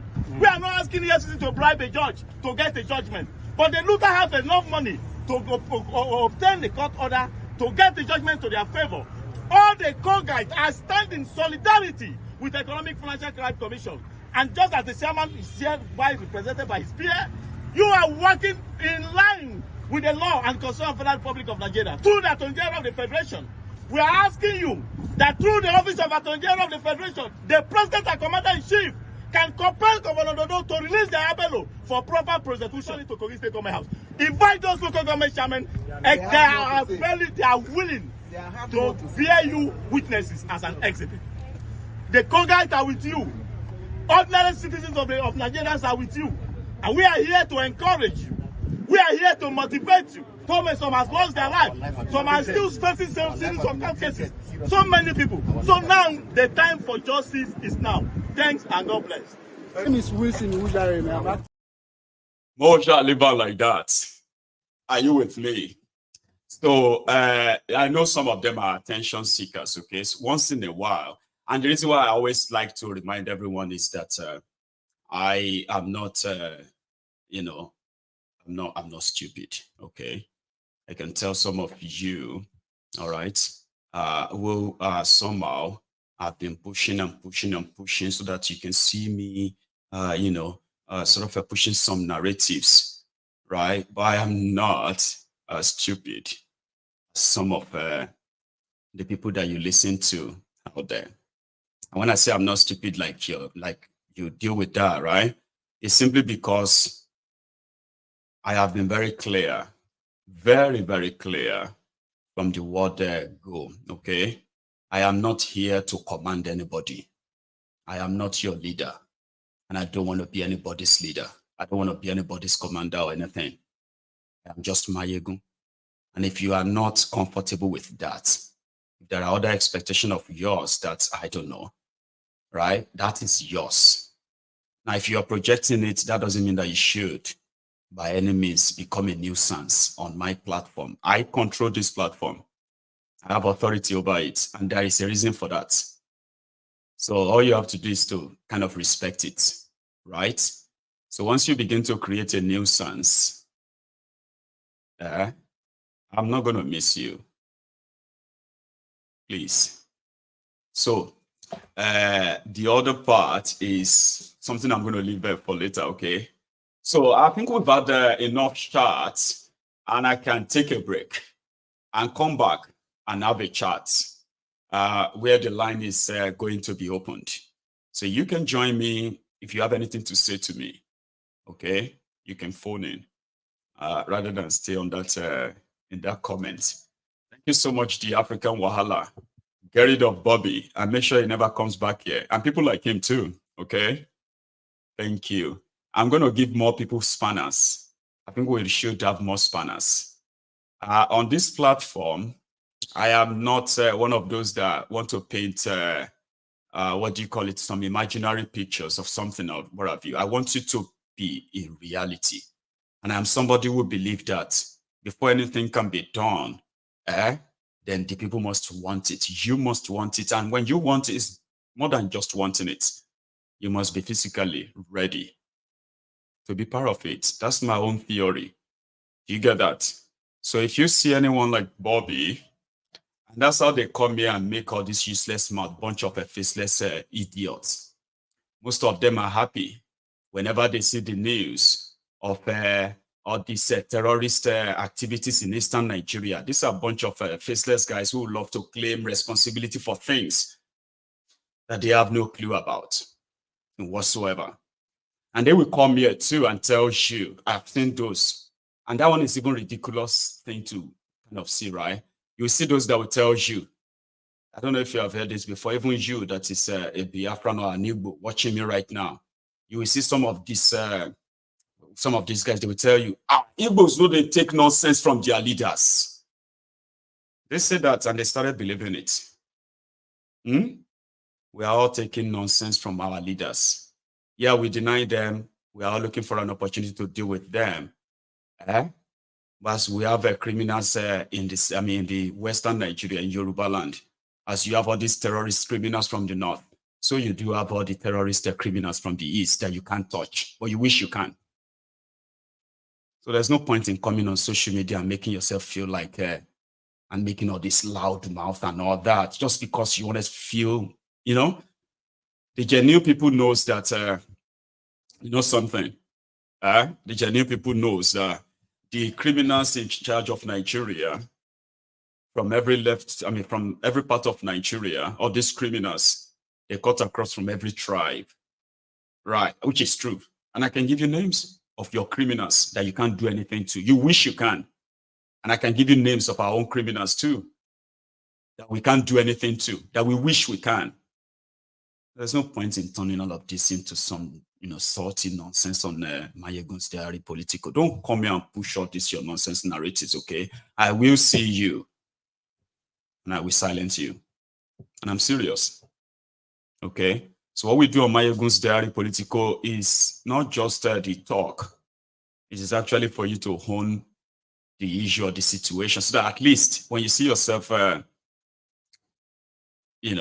being involved, maybe you can take it further and, do more than just talking about it. Well, that's my choosing. So I'll leave it at that. Thank you so much. I'm going to be back in a minute or two, okay? I hope you are dialing the number yet, right? I'll be back. Don't go anywhere.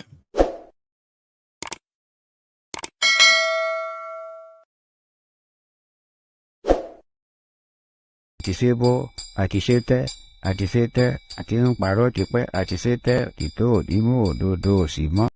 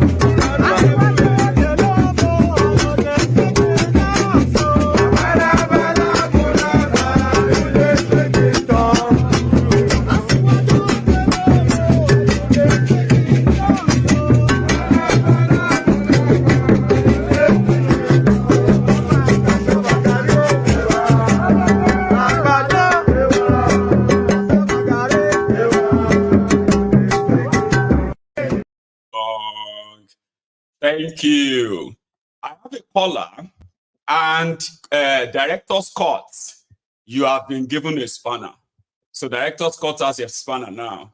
And while we are doing this, I'm going to also give spanners to about 4 or 5 people. The regulars, okay? Like the regulars.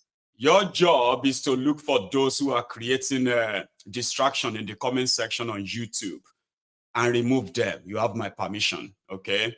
The moment somebody is beginning to act stupid in the comment section and causing any kind of a distraction, that spanner is yours to put them to rest. And they will never disturb anybody again, ever. I have my first caller. Hello there. Good evening, Uncle Maiyegun. Good evening, my sister. How are you, ma'am? I'm very well. Good evening, Ekale. Ekale. How are you again? I'm very well. My name is Aduke. I live in Portsmouth. Oh, Aduke? Yeah. That's some beautiful name there. Thank you, Uncle. Did you choose that, or you just grew up knowing it, or what? Oh, my dad. That's my nickname for my dad. It's not a nickname. It's actually a very, very beautiful name. You know that. I wish you could that. Aduke, and that is somebody that we all fight to care for. I'll probably fight to care for you. Yes, I'm a daddy's girl. Oh, so there's lots. Thanks so much, my sister. So yes, you are my first caller tonight, and it's such a pleasure to have you, Aduke. Thank you, Uncle. I listen to your show all the time. Like me and my girls, we're always watching your show, and we talk about it in the WhatsApp group. So thank you so much. Thank you so much. I just wanted to share a different perspective in relation to education. So I went to work in Lagos 2 years ago. Right. I packed my bags and I went to work there for a year and a half. And I'm a UK girl, so I had never lived in Nigeria. So I went to Lagos. And it was a massive eye-opener. And when we talk about the anger in regards to nothing happening in Nigeria, I don't think people in the diaspora understand how uneducated the average Nigerian is. Number one. I don't think people understand the sheer amount of uneducated young people. First of all, that's number one. Number two, I don't think people in the diaspora understand how big Nigeria is. Nigeria is not just Lagos. So if you think about how bad Lagos is, can you imagine all the other smaller villages with less money, less visibility? Visibility is a key thing that we don't discuss. Lagos has a huge visibility. That's right. Because there's more money, there's more revenue with independent people. That's right. But think about the other states. So when we're getting angry, I think it's important we look at this contextually. If there's no education, there's no knowledge. So when we're looking at, let's say, the federal and the state institutions,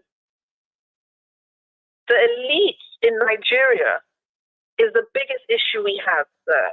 I was there for a year and a half. I could write a book. What I saw, I nearly fainted. Really? The elites are the biggest issue that I saw when I was there. So when we look at, for example, Uncle Yeye, okay? You're right. We look at that situation, there's questions we must ask ourselves. Who is the banker who processed the payment? Who are the lawyers who signed the legal documents for the properties to be purchased by him? Okay? Yeah. These are questions we have to ask. So there's a big issue. The elites are entertaining the government. They are tolerating them because they're all in bed, you know? They're all in bed. So in a way, the elites are too scared to be poor. That's another thing.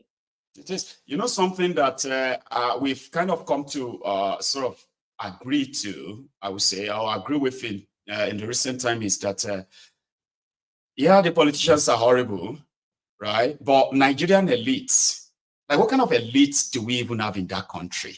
I will tell you, sir. I will tell you, Uncle. Let's look at the events industry. You know, every day Instagram is popping, someone's party, someone's wedding. Let's break that down. Who is the wedding planner collecting a contract for 50 million naira for a wedding? Why? Why are you not asking that politician, where's that 50 million naira coming from? Why are we not having those discussions? Now, when she collects that 50 million naira, let me break it down for you, Uncle Maiyegun. She collects the 50 million naira as an event planner. That's just her fee. Then separate, you have the caterer who will now collect 10 million. Out of that 10 million, the caterer only pays her staff 60,000 naira. So that the money is not even, at least if the money was going to the average person. Circulating at all. Yeah. And the issue is not even just the corruption, Uncle. The issue is the lack of circulation. So at least in the UK, everyone chops. We all know that. That's if you right. work in the government, you know they chop. But they circulate. It does. They circulate. So if the money is not circulating, the poor are continually going to be poor. You are so right. And it is a very simple concept of economics, right? When they say things have to keep going in the system, right? A wealth, distribution. That's how it works, right? So I'm working for this millionaire, catering service. And here we are, they are taking this multi-million naira contracts, okay? And there we are as well, being paid peanuts that could barely afford us to take our children to a better school or afford medical care or so, right? See, there was this lady, she worked as, I don't know if you have probably come across the story, it's so trendy in the last few days, right? So the former makeup artist for the First Lady of Ondo State, Betty, right? She worked for her for about 6 years, okay? And she was being, I mean, they were paying her 45,000 naira for those times, 45,000 naira a month, right? And she was working, she was traveling everywhere with the First Lady. Okay, then Akeredolu is dead. And Betty is no longer, she's now the former First Lady. So this makeup artist, First Lady makeup artist, now sent a text to the former First Lady to seek her help, that she's really, going through it a lot now, and she wouldn't mind any financial support to help her. And guess what the First Lady said? She said, I am no longer in the office. Goodbye. So they are not willing, right, to give part of their wealth, not even to their own, their own workers. And I call that probably like chronic, they call it chronic capitalism. I call it chronic, more evil kind of capitalism. Dirty. May I give a perspective on the example you just gave? From what I saw when I was in Nigeria, Uncle, is the reason is they don't want the poor to rise. No. So they also intentionally, because if the poor person rises up, should I say, you lose your power as an elite. Imagine somebody who is rich saying, if you pay them well, they will abuse it. Oh, you better pay them too much. Oh. There you go. Because then they can't shine their power. Your power is only valuable if there's people less than you. I know. I mean, the people less than you are on the same power. You lose your power. See, there is this other one as well. It is so endemic, by the way. Aduke. See, there is this also report about recruiters in Nigeria. Okay. Yeah. They said, okay, yeah, people will come from, investors will come from abroad, and they are looking for, new and or something like a recruit, right? And then it's time for them to discuss a pay. See, Nigerian recruiters will say, they will be the one to tell them, no, don't pay them too much. Oh, let's just give them this. Yeah. Man, when people started exposing things like that as well the other day, and I was like, man, it is so real. Oh. Like, apart from all these politicians that we all point fingers at and say, oh, they are evil, this one is evil. Man, the entire hierarchy of the society is so infected. This is it. That you have no idea where you're actually going to pick it up from. Where should we start from? Is it from the bottom? Or should we start from the top? Or should we start in the middle? And yes, and I think from my perspective, sir, I think that we give the politicians too much attention. I think so too. Because I worked with a couple of politicians, and let me tell you something, Uncle, they don't even see poor people. By the time the driver picks him up, takes him straight to his office, he's in the office from 7, a lot of them get to the office around 7 or 8. They're in the office till like 7 or 8 at night. They don't go out. They get picked up. They get picked up. They go to the evening parties, there's evening networking events or, meetings in somebody else's home. So these politicians that we're shouting about, they don't even engage with poor people. They don't. Thank you so much. So they don't engage, but I think we need to stir the conversation and have more accountability on us. Yes. The people that we all celebrate, the so-called entrepreneurs, the restaurant owners who pay their staff 20K a day. So that's just my perspective on that. Man, that's one very, very, very good sort of perspective where you are actually, entering this evening. And I'm going to really remember that. You see, we need to widen we need to widen our sort of tentacles in this case by ensuring that nobody is left behind. And indeed, while we are focusing on the politicians, it's regular because they are the decision makers, right? There are other components of the society where people are even doing worse. And just one more thing before I go. Yeah, Regarding the piece that you showed, the gentleman that went to view the schools, Lagos has, if you go to Lagos government website, right, they have a document that shows you how many schools are dilapidated. They actually have an assessment. So they actually have a list or a register of that. Yes, and it's very bad. Nobody reads it. Nobody reads it, but it shows you that 60% of schools in Lagos do not have chairs. Seriously. Do not have chairs. And I think the question now has to be, how does that address? I mean, it should be addressed. But the average middle class in Nigeria is focused on trying to be rich. There are chances, aren't they? Very much so. So we have all this information, but until the average Nigerian does something, Nigerians don't do anything. They just talk about it and pray about it. They don't write letters. They don't go to meetings. They don't go to campaigns. They don't do anything but pray. Just talk. That's what we are trying to change as well, Aduke, by asking everybody to get involved. Learn how to do the mobile, go on. There has to be actionable. A simple actionable could be sending emails to the local government. That it can actually, but they don't do anything. They don't. So all of these discussions that we all like to have, what are you actually doing in your small? It doesn't have to be a rally. Just even writing a letter of complaint. Thank you. Thank you for having me. This is great, and thanks so much for being part of that. So, see me well to the girls. You and your girls. Okay, bye. Thank you, Uncle. Cheers, ciao, bye. ciao. Good Thanks night, everyone. and ciao. I like that. So, cheers. Thanks so much, Aduke. That was wonderful. I love that. I love that great point. I have kind of in the past tried to, several occasions tried to see how we sort of beam our searchlights on other parts of the society that are contributing to this, give me a second, let me take this. Those who are contributing to this anomaly in Nigeria, it's just too many, okay? But we believe that the more we point out all these things, and in our own private lives and all that, the more we are likely going to make some adjustments, or if not outright changes. So all these anomalies, but we need to be better.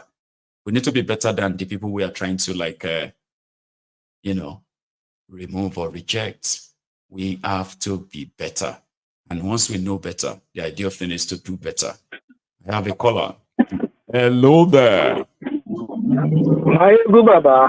How are you tonight? I'm okay, it's Austin. I know it's you. So are you on the road, or are we lucky that you are somewhere seated now because you barely sit? I'm always on the road. You're always on. I'm always on the road. I'm always on the road. Tell me about that. Is it because it's always the time I'm having the program, and that's most of the time you are like either is that always like that, or it's just random all the time? That has to do. No, that has to do with my business. It is your business. Sure. Now I get it. Because I'm like, Austin is always on the road, and I am yet to see you speak to me when you don't have any third party talking to you. So let's do this then. Yeah, actually, you are right. And, like I told you, I've been listening to your shows all the time, and most of the time there are some interesting thoughts that actually say, okay, let me just keep my small. But sometimes I just keep quiet and listen to what my brothers and sisters say. But I call this now because of just to say exactly what my sister said now. She is really, really overright, not even right. She's more than right. Because this is what I've been saying all the time. We give so much attention to the politicians. But the masses, I am telling you honestly, about they are enablers, honestly.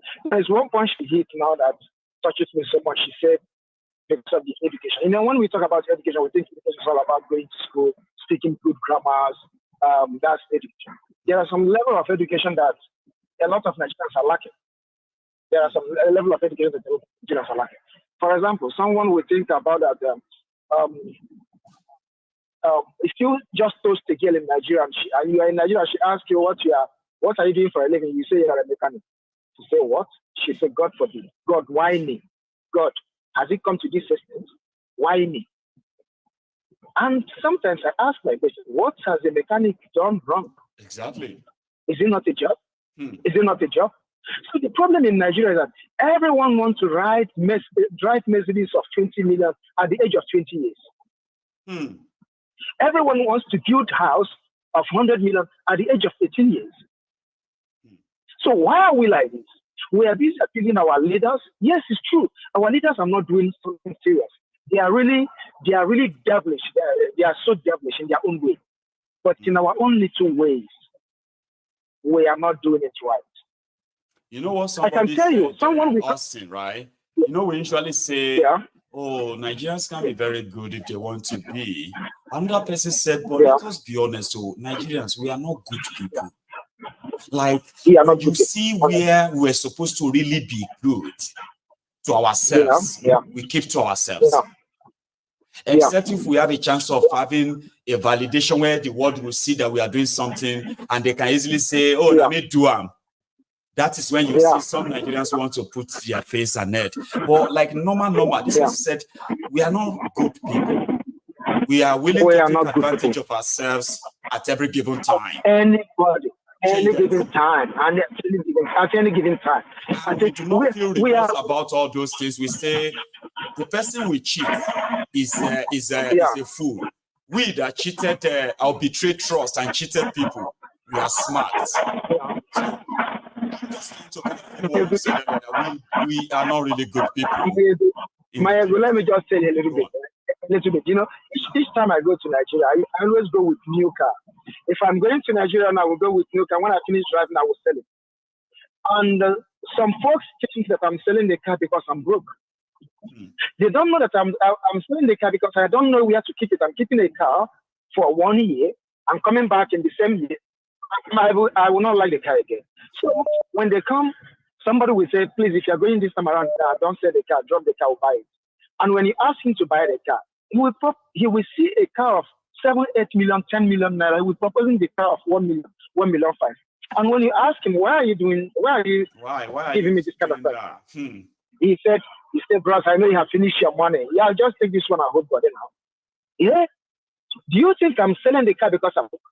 He will tell you, my brother, this is now, it's not that what you think. The car is not, it's no more in that shape again. It's not second. This is exactly the mentality of Nigerians. The same car when Mumbai, when like, use smart rubbish just because he won't make you downgrade the price, kind of, you know. That is the mentality. That's the mentality of Nigeria. So Nigerians doesn't want something where they will like where they will say, my dear, where I'm working, they are paying me 30,000. I've said this before. They are paying me 30,000, but I don't mind about the 30,000. The money I'm getting touch my salary. You see, you know how much is my salary? Where I work now? How much is your salary? About now just 35,000. But you are driving a car for 6 million naira. I know they touch my salary. It's a very good business, a very good job. Are you serious? So this is where we are. That is how Nigeria looks like. So the moment we keep on blaming our leaders, we have to check ourselves. Like we must always remember to remind ourselves of who we are and try to be better. Like what? Like what you said now. Do we think that if you have our own separate state or country, that we will not have criminals among us? We have a lot of criminals. A lot. Because these people, we have already this mentality that without fraud, we cannot succeed. That's the mentality of average Nigeria. No average Nigeria believes in legitimacy. Nobody. It's only we are only angry because we are not the one doing it. When it comes together, we're on them. If we are not the one that is now. But when we are the one doing it, oh my God, we are so much happy. We say, my brother, leave that. If they put you there, you will also do the same. Because, you know, if now you too, you know now, do the same thing. Let us be honest. Who are you is being honest? Let us be honest. I am not a thief, but when you see how Nigeria is going, how do you think I will live? I have only 4 years to stay in office, and that's 4 years. you know, if I leave office, nobody's going to remember the chop now. Let's not go to chop. I need to take care of myself now. My brother, one person will steal 82 billion naira. Calculate 82 billion naira that he's spending every day 1 million naira. It's more than 80 years he will spend that money. Huh? More than 80 years. And they are still not satisfied. 82 billion naira. And they are still not satisfied. 82 billion naira. And let's say people, educated people, they use grammar to confuse those who are not too educated. They will not have any reason to go after these guys. Because we are criminally minded. That is where my foundation stops. Because all of us are criminally minded. I am telling you honestly. Do you know why? The reason why some people are lamenting in abroad, they are lamenting because they are not getting those peanuts we used to get by the side in Nigeria. They are lamenting because they cannot manage their salary. They cannot manage their salary. They believe, oh my God, I am going to get 2,000 in this month. And apart from this, there's no money coming from anywhere again. My dear, Nigeria is better. I prefer Nigeria because in Nigeria, when I do one or two, money will come around. This one will come. It's because we are embedded in corruption. We are so much criminally minded, all of us.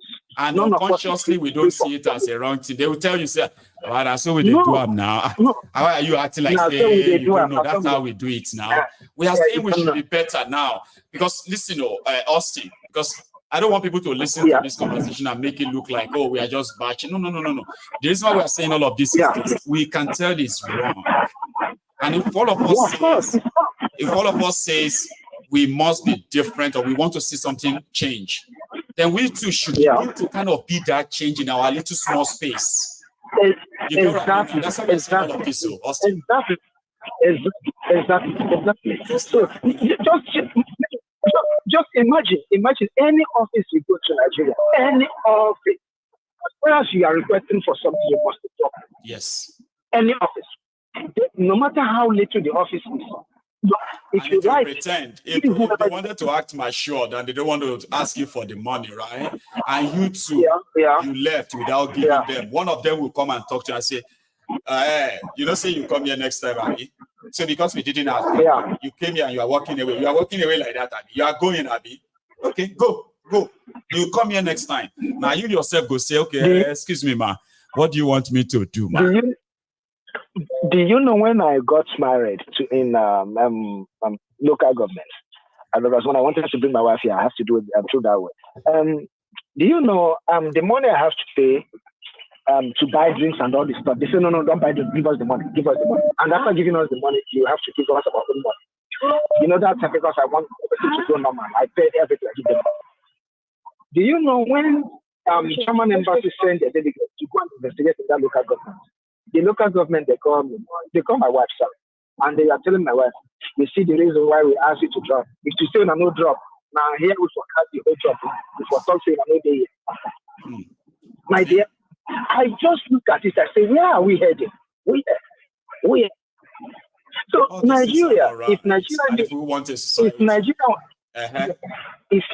really want to change, if Nigeria, we must start ourselves. I'm not even interested in Nigeria changing. I'm interested in us. I'm interested in us changing so that when we end up in our own different countries, right, we have limited of this to deal with. We shouldn't wait till we get there when we begin to chase ourselves like barbarians. Exactly. That's why we are doing this one. Because if we stay like this, and we have our own countries, we are going to kill ourselves. I'm telling you honestly. See, Austin, thank you. I'm gonna let you get on with that, okay? It's such a pleasure speaking to you again. Enjoy the rest of the night, okay? Thank you so much. That's my man there, Austin. Austin all the way from Germany. Very good guy. Let me take this. I have another German on the line, I believe. Hello there. Hello, Maiyegun, for real. Hello. Am I on your right now? Say that again. Am I really on your show right now? Yes, you are. Live and direct. And everybody can hear you too. How are you doing tonight? Wow. I'm doing very well. I'm calling from Germany. I can see. You can call me, Sisi Lola. from Germany. That's even much kind of like easier. And I've been blessed with these two beautiful souls tonight. Sorry, guys, because you are also beautiful, but man, it doesn't happen all the time. First, I had that, okay? Now I've got Sisi Lola. How are you doing tonight, ma'am? I'm doing so great. Thank you for all you do. In fact, you are doing a great job. I've not really been this interested in that country matter, but since I joined your platform through my husband, right. In fact, it's been an eye-opening and it's been a lot of information and it's so educative. Thank you. For real. Thank you so much. No I just want to chip in one or two things about what has been said so far, especially about the callers. Yeah, we can keep on blaming the people for all we care. But in my opinion, I believe once the system is okay, once there are rules and orders, everybody will behave right. For example, no matter how rotten or how bad we are over there, once we get to the abroad, everybody has no choice. Okay, why are we not the way we are back home here? We don't have a choice because the system is. Do you get me? That's some valid point you just made. You know what somebody told me too, ma'am? Somebody said, all of us who left Nigeria, okay, especially those of us who have never really left Nigeria before, and relocated, that there was never a time that anybody sat us down at the airport and said, this is the manual, this is how they behave in this place. So nobody sat us anywhere to tell us. We quickly clicked in the moment you enter a system that works. But that's some very valid point there, ma'am. Go on. So I believe no matter how ill-mannered or whatever you are back home, once you get here, even if you want to try to still act like that, they will train you. Is either you get numerous fine back to back, or you get what I mean now. So I believe I'm still gonna blame it all on the system, all on the government. Our people are stubborn, our people are this, our people are that. If there are, the reason why everybody is kind of criminally minded is because the economy is just a shambles. Like if you are trying to be legit, like okay, let me just face my business, it will never be okay it will never be enough because the system is just all over the place. So you have to start to look for some side hustles and all of that, either legit or illegit. I never did anything illegit back home, though, but I'm just saying, except you don't know what I mean now. The extra tax on those extra money. That is not really illegit. But in my opinion, I believe once the system is okay, everybody will behave right. That one I'm very thorough. Because once we get here, everybody behave right once they get here, no matter how crazy they are back home. So what does that tell us? You know what I mean now? So, but some people believe as well that when we say system, it's the people that make the system, not the system make the people. Okay? You see, as a system, there are people who are saddled with the responsibility of doing their duty. And you are right. All it takes is just for everybody to do what they are employed to do. Okay? And the entire system will take care of everybody. Okay, so you have you have a minister of go on, sorry. Okay, yeah, and I always say this, that all of us saying we want a better Nigeria, we want Nigeria to function like abroad and all of that. I tell my people back home that if Nigeria really want to function like abroad, you people carry placard and say you want that person out of the. I'm telling them, I said you all make protests that you want that person out.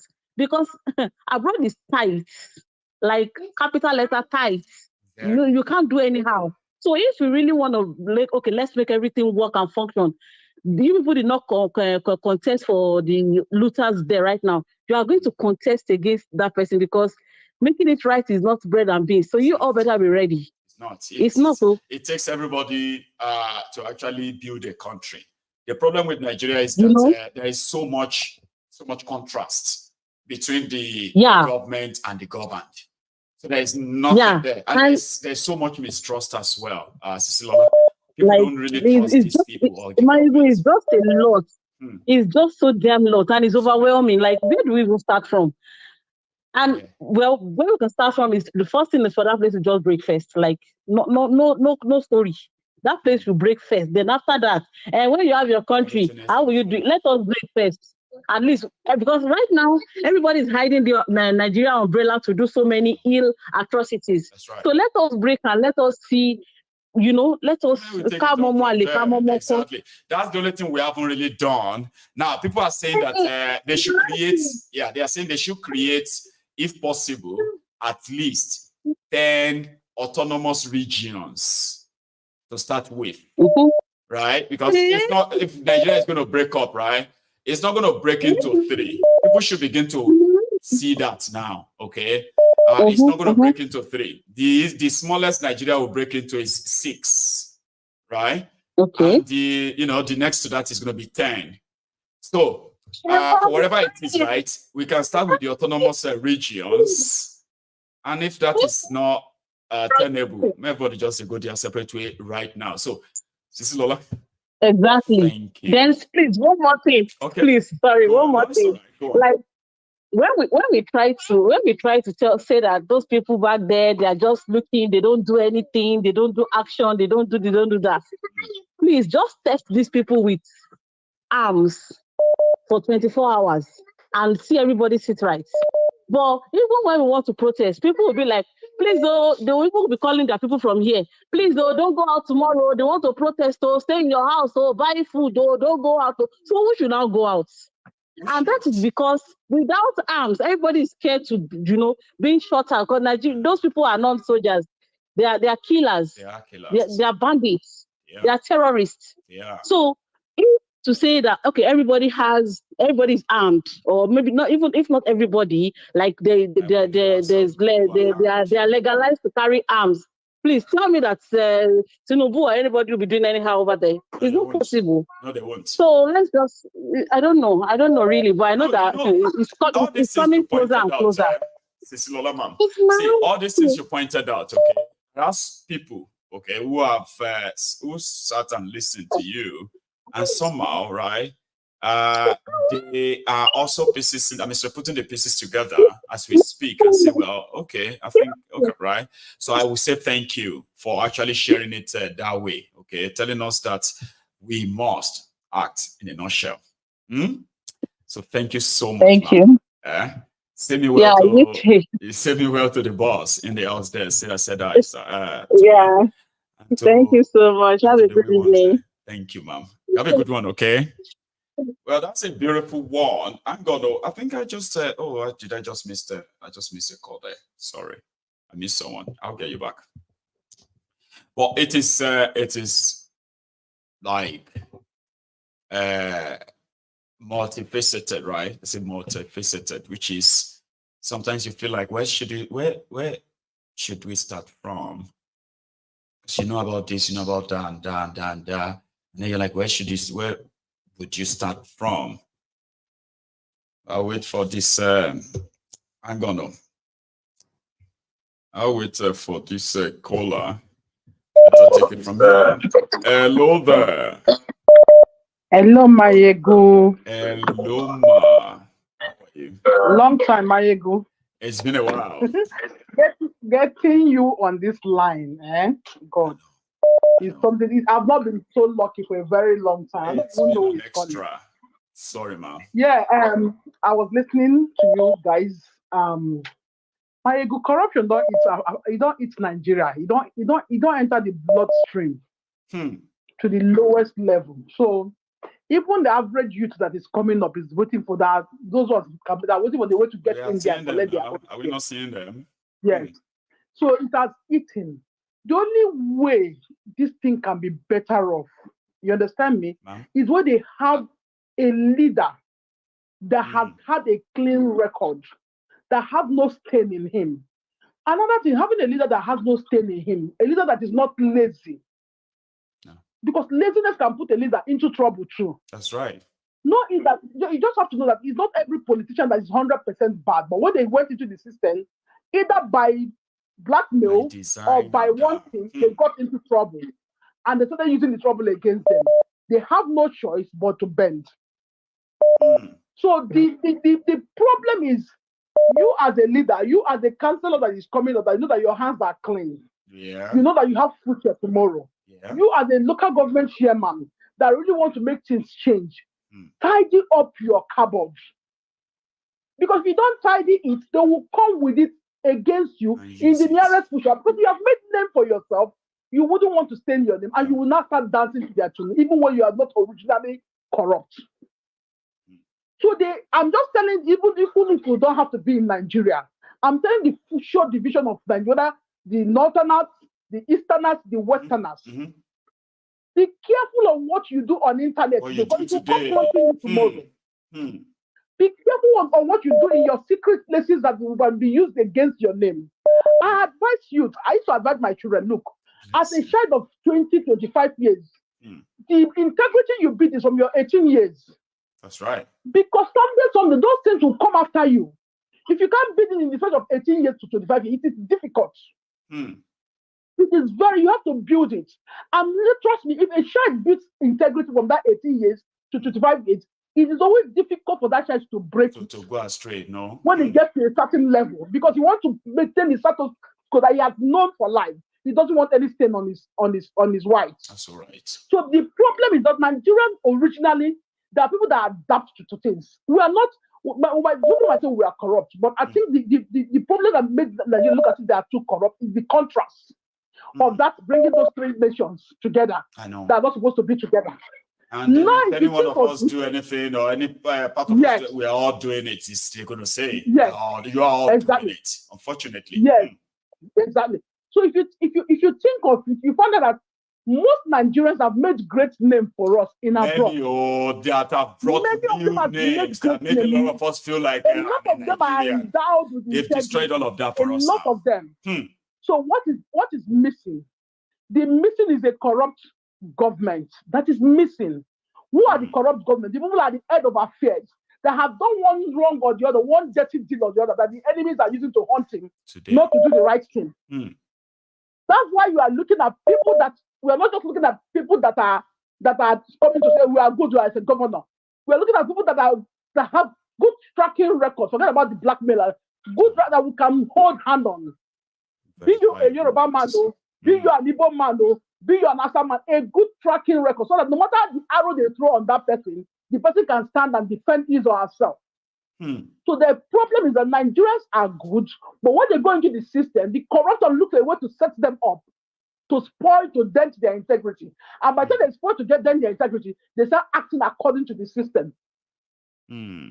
Or what if you also see your point is really, really valid. In fact, your point is on the side of people that we can call optimistic people that just believe that maybe if we do this, it should give us another. But what if we say the system, let's say the system changes there in a way, which is easier and convenient to say, because we've seen those who try to say they want to go and change the system. The system ended up changing them. Ma'am, what if the system is not changing them, but the system is actually bringing out the real them? Now, a lot of that's why you have. That's why in this case, that's why at times I believe in those that have been tested and trusted. Yeah, that's where the character comes in, Abi. Okay. I used to say it. Like there was a time in our life in Nigeria that we believe so much in people like Keyamu, right? You remember? I do. There was a time we believed in people like Adam Soshomole. I do. We thought they had something upstairs. Until they tested the worth of the nation, and they could not handle it. Would you say the system corrupts them, or somehow the system actually really brought them? And that is who they are. That is who they really are. That's who they really but are. There was no accountability in the system that you are holding before. We could not see it. So the thing is that people like that Adam Soshomole, when he was fighting for, we used to call him Ochobaba, when he was fighting as a civil servant, as NLC president, then you understand me? Yes. We are seeing him as a man of integrity. He fought. We stood by him. Everyone was saying he was going to do the best. No, that's how he was doing it, because he's handling an account that was managed by just a small organization. Yes. He does not have the 100% authority to sign things and to sign out with immunity.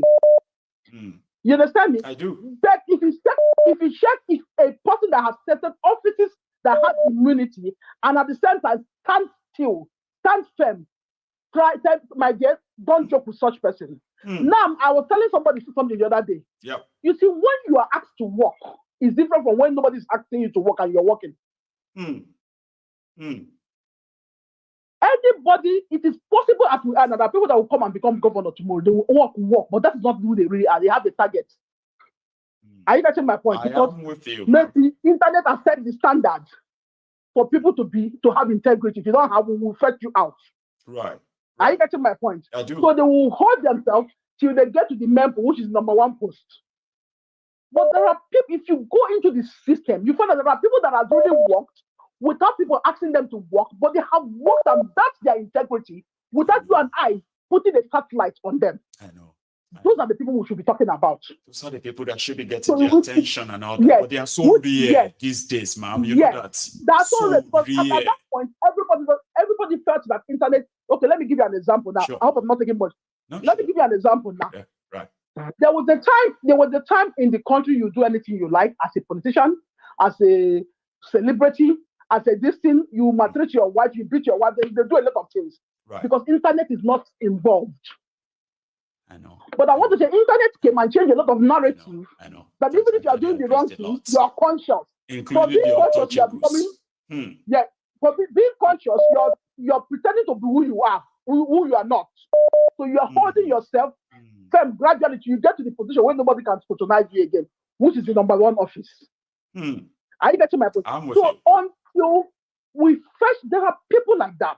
Until we, by the grace of God, God gives us people like that that did not do out of service because somebody is watching them. They did it because this is who they are. Watching, and yet watching what them. they did They in did it because this is who they are. They did it because they felt that the right thing is the right thing. It doesn't matter about the office you have held in the past. What did you do when nobody is watching you? Impact. What did you do when no citizen is demanding the right thing from you? Where is your empathy? What is your actions? When you are following this, are you following for a personal motive, or are you following because you want to be this in future? Those are two. I'm coming to where you said, does it bring their real self or not? Those people that they go into that government and they get they bring out their real self, not that somebody corrupts them. And another set of people are the people that are being blackmailed. And there are still some sort of people that are dogged, that will rather resign than you blackmailing them. You are right. Those are the people we're praying for. So to me, I remember when VIO came out, when I was in Nigeria, every citizen was afraid of a VIO. We all know. If you see them, those guys who are wearing black and white, is that? Black and white. We see them as wicked people. They don't take bribe out of them. You understand me? So if you see them, we hated them so much for no reason why they are doing their job. Collecting bribe like others. You understand me? We hated them. So there's still a possibility that the government can come in and do something. I'm not saying to do 100%, but we have to start from somewhere. Something meaningful. We have to start from somewhere. Something we can really relate with. See, exactly. I remember the first time I traveled abroad, when I was in Nigeria, the first time I traveled abroad in my life, I went to a business shop. When I traveled, I was eating something. I look around. No, everywhere was clean. I could not drop it on the floor. I just held it. I put it in my handbag back. Is that not all you hold it in your hand like that to wherever you are going? It's that mentality. When you know that and let me tell you, they say it doesn't work. This is still working some parts of Lekki, some parts of Banana Island, that you don't trash things in an estate like that. You be ashamed. The camera is watching you. You are conscious. You are conscious of your environment. Are you getting my point? So Nigerians are, honestly, to be honest, they are law abiding when they know that the authorities in question are not looking at anybody's face. And everybody can do whatever they like. I mean, so you are right as well. Nigerians always they will talk about someone that say, that person is a very wicked person. When Nigerian tells you that... I want to give you an example. I want to call a name now. I want to call somebody's name in government now. Okay. I happen to be a cousin with obvious question, Madam Due Process.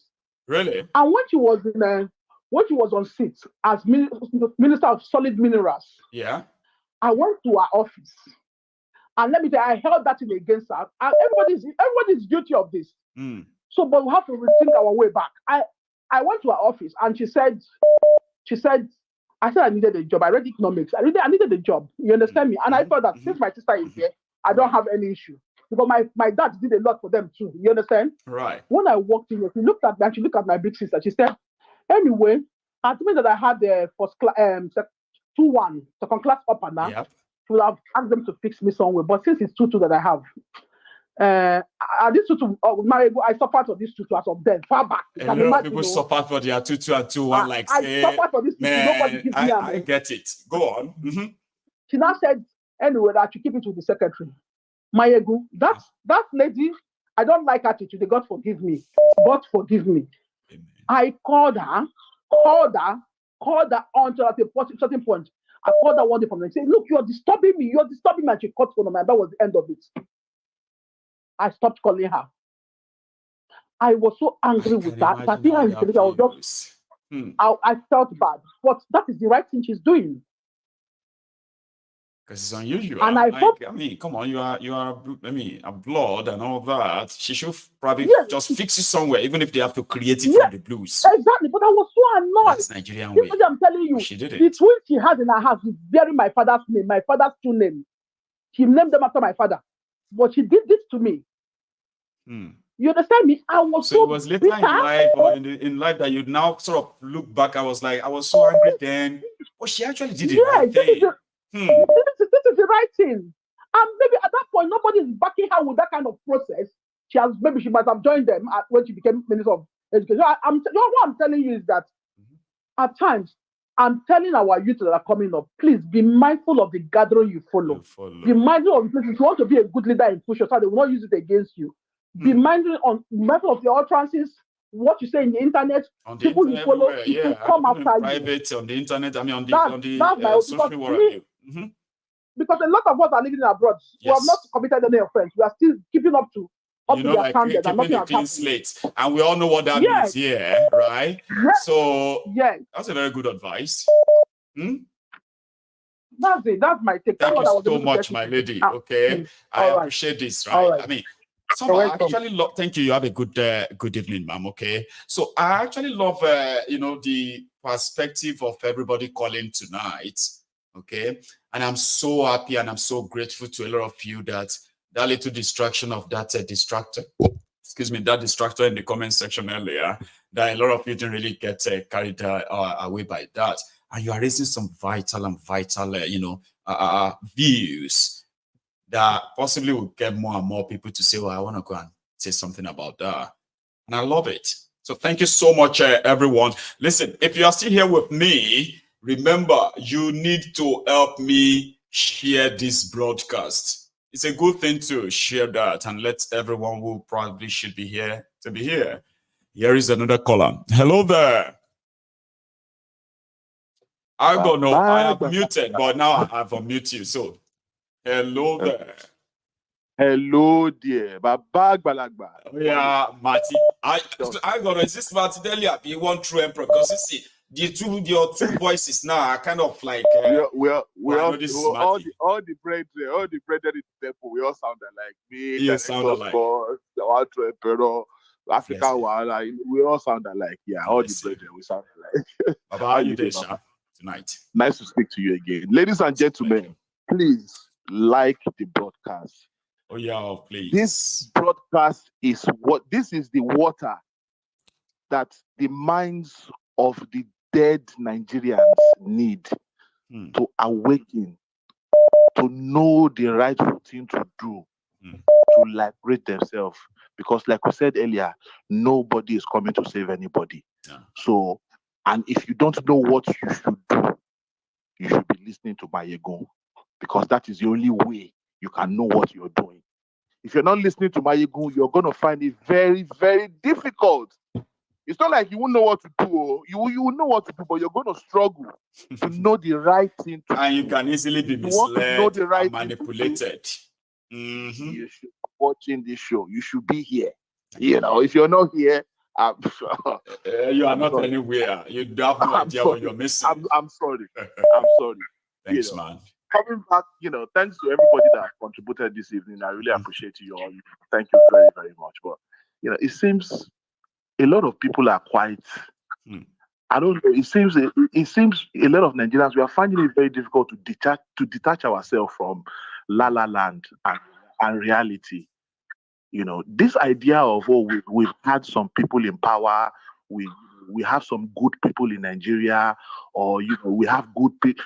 Nigerians are nice people. Really? Nigerians are nice people, and Nigeria is like this. Nigerians are nice people, and we are the great. They said the beautiful ones are not yet born, or the nice ones have been overwhelmed by the bad one. We can use that too. Baba, the beautiful ones have been aborted. Want to show you beautiful ones, Baba? Don't break our heart. Somebody said this afternoon that the beautiful ones are not yet born. We are still expecting them. Oh, you beautiful ones, they don't want to. Damn it now. Baba. So they don't abort all the beautiful ones that they said are not yet born. So we are not expecting beautiful ones now. I'm saying we should not expect. Go check this out. We don't need anybody. We don't need any beauty. So it's actually like what Princess told us, right?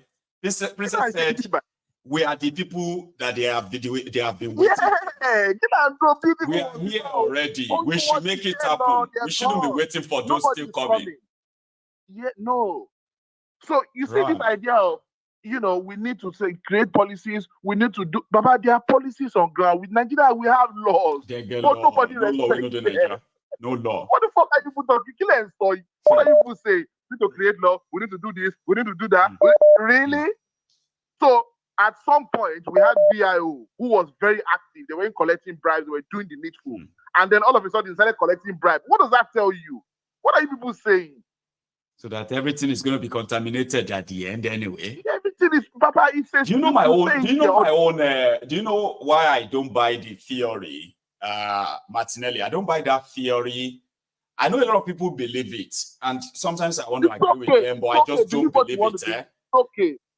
You see the theory I want to say, right? The theory is that the problem of Nigeria is leadership. If somebody comes and they do this and do that, the whole Nigeria will follow. The reason why I don't buy that theory is this, okay? That person may come and change things like they say, all right? And put everything back on track.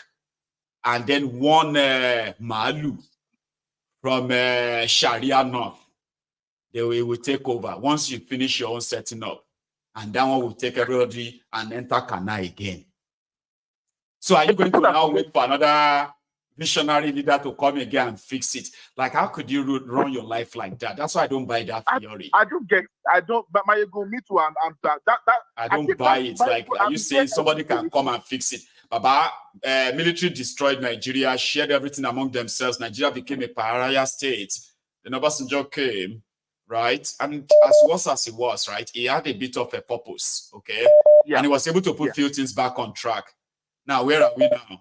We're back. So is that how we're going to run our life? Have it organized for 2 years, suffer for 30 years, have it organized for 2 years again. Like, and then back again. We're taking two steps forward, 10 steps backward, 5 steps backward, or 100 steps backward. What are you going to do with that? How are you going to move? That's why I'm not going anywhere. And this whole idea of the people need to know this, the people need to know that. We as individuals, what are we doing? I'm going to start with the diaspora because I myself am a diaspora, so I'm going to leave the Nigerians out of this conversation. We diaspora, what are we contributing to the law abiding of Nigeria, to abiding by the law of Nigeria? When in the law of Nigeria, does it tell you that whenever you are at the airport, you have to bribe your way through to pass through custom duty? I mean, you just left UK, you just left Netherlands, you just left Germany, you just left America. Did you bribe anybody? No. And then you say you want to reciprocate the same thing. You want to repeat the same thing in your own community, and then you go back. And the first thing you're doing. Some people, they don't even get asked. Some people, they don't even get asked, and they're already tipping. They say, "Oh, I just tipping, but I just too much money." You just start giving people money, and then the day you don't give them, they start dragging you and you start crying. We are our problem. We are. What stops you from saying, you know what? If this money, I'm not going to give it to you. I'm not just only that. I'm going to report you. I'm going to disgrace you. I'm going to embarrass you. I'm going to do this. Just the same energy we use. The same energy we use when we see other things, like when the police is being miscreants on the road. We try it sometimes. We try it sometimes. We can record them. We can do all those things, but we don't. We pay them. The other day we're talking about Nigerian passport here in the UK. And we both said it here.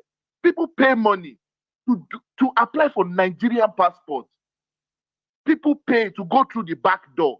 Why do you have to pay when you can sit down? Oh no, you have important things to do. So the rest people that don't pay 200 pounds. So Maiyegun that didn't pay 200 pounds, he doesn't have important things to do. Martinelli that didn't pay 200 pounds, he doesn't have important things to do. Really?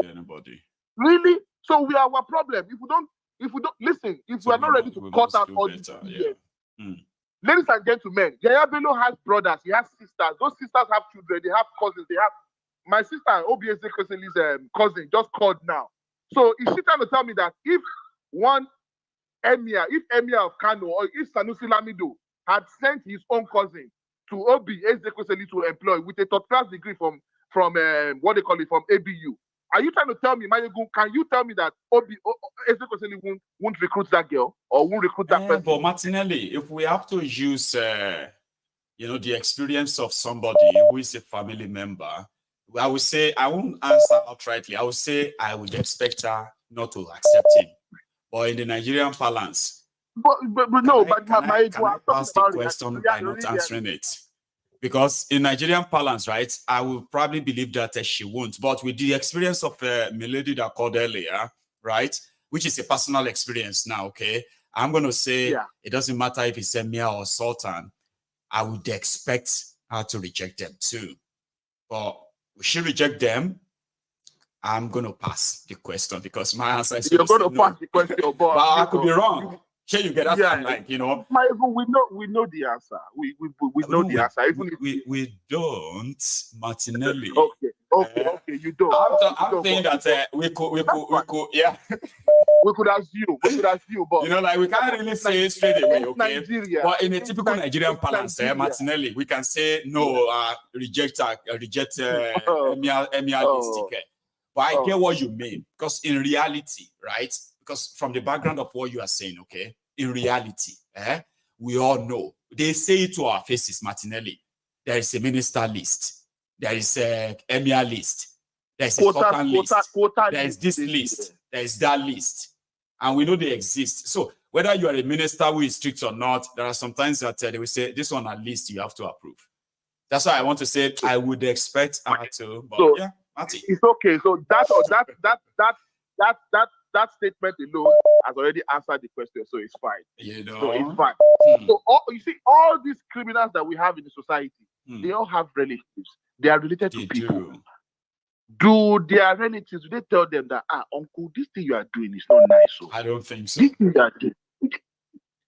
Because Maiyegun, you and I both know, because if that was the case, a lot of them won't be doing what they are doing. Obviously, we're not saying they won't have criminals in society, but a lot of them, they will say it out. They'll say, there's this my cousin, there's this my nephew that I really like, but whenever I'm around her, she doesn't like me, she doesn't like being around me. But everybody, your favorite uncle is the one in politics. And they tell your you. Favorite auntie, and the only way you will see any relative, the only time you will see a relative come out and fire that their relative in politics is because probably the relative is not sharing the largesse with them. They say, it's my family, but it's a useless person.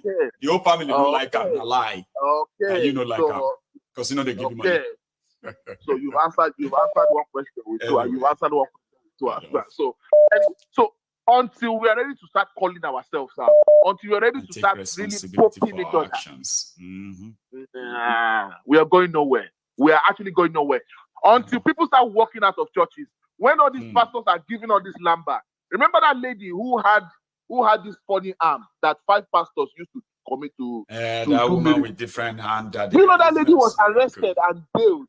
Do you know that lady was arrested? And meanwhile, the pastors who were parading her, they still have churches in Nigeria. Yeah, they still do. And people go to those churches. Yes, they do. Thousands of people are still under those people's administration. And we say we want a better Nigeria. In fact, I think we are jokers. Martinelli, the people that became members of those churches because of the woman's miracle, and after finding out that it was a fake miracle, right, they are still going to those churches. Forget it, Nigeria. Martinelli, I'll leave you, okay? Thank you very, very thinking, much. I'm thinking of I taking really just one more before we go. So I'll Good let night, this my sir. brother say good night to all of us. Thank you so much, Martinelli. I have another caller here. All hail Biafra. All hail Odudu. Are you there? Odudu. Yes, sir. Yes, sir. You, man. How are you doing? All hail Biafra. I'm great. I'm great, man. Another classic, show as usual. Banger. Thanks, man. I'm a little disappointed. I came in towards the end of it. You were out earlier, and anyway, you can see. Yeah, I got. You will see I'll see the replay. But the part you saw, the one you've been part of tonight, you can still make a contribution. It's just I didn't want to see your call and just say okay, good night, even though it was just 2 minutes to go. Yeah, do it. I know. Appreciate it. The callers, you guys are incredible. You guys put out a lot of great I can say statements and opinions, point of views, which was good. I respect. But we have to come to the realization that there's no way you could fix Nigeria. People, let's get that. Let's be straight with ourselves. Look in the mirror and just realize that you can't fix it. There's nothing you can do to fix Nigeria at all. Okay? We must remember that this is a British experiment, a British contraption. The name Nigeria was given to us, which means nigger area. Right. It wasn't. We didn't come together to. Nigger means dark area, and they call us dark. Exactly. Black look like it's a bad thing to be black. Always remember. Exactly. Yeah, people. We have to do as much as Nigerians. Like they call themselves. They're all holy into this Bible and all this Quran and stuff like that. They can quote you left and right, all the verses on the Bible, but they can't do simple research, simple history, know where you're from, know what this thing is about, and understand why the situation is the way it is, because it was designed to never to be fixed or work correctly. Every time people remember that, they save themselves the agony of having hope that contraption will work. The way Nigeria is the way they programmed it to be. If you want something different, like all of us, join us and ask that this contraption be broken, or else. It has to be. Or else you'll be a victim. Okay, let's say people tend to forget about the history. Okay, let's move forward. The Biafran genocide, right? It's like they're trying to sweep it under the rug like it never happened. If you want this country to work, they believe they could, but they can't. Yeah. Okay. You can't. So everybody who is even asking for unity in Nigeria, if I am Biafran and I have a say, I would say Nigeria should, in fact, print build an epitaph or so where the names of every person killed in Biafra is printed on a marble wall that all of us can read. Then we can begin the negotiation of that unity begging. But I'm not Biafran. Exactly. I don't have that legit request. But yeah, go on. And yeah, so I mean, if you want to start, some kind of reconciliation, apologize to what was done to us. Yes. Apologize to. Exactly. You have to. Nigeria has to pay restitution to the Biafrans, even though we all know, like saying these things historically, this is how it is done all over the world. Okay, everywhere things like this happened. If you want people to move on, you have to give them closure, and that closure includes a national apology, an epitaph built for them in remembrance of all those who were killed, and a restitution paid to the descendants of those killed. Then you can then begin to talk about reconciliation, unity, and all that. All of that, if all this is missing, everybody should just stop all this unity begging. Exactly. Let's go to the root of the cause. It's not only the Biafrans. Now let's talk about those that they've killed, massacred in the north. Those are the massacred in the middle belt. Those are the massacred in Yoruba land, in those forests and all that stuff. It's like that. Yeah, they just spill blood. Oh, nothing happened. Move on.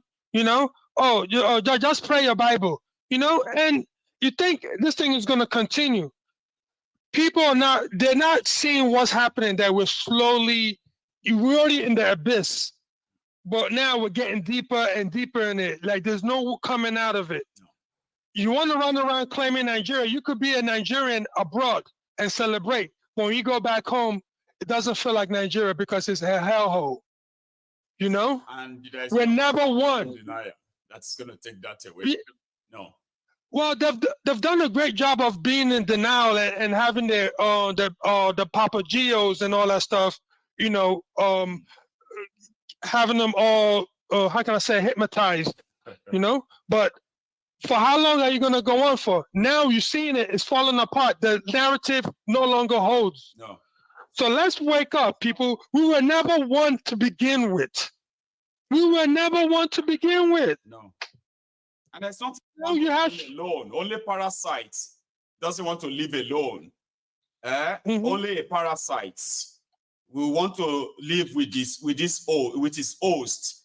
And parasites love killing his host, don't they? Let's break up this contraption, man. Yeah, and save lives. Come on.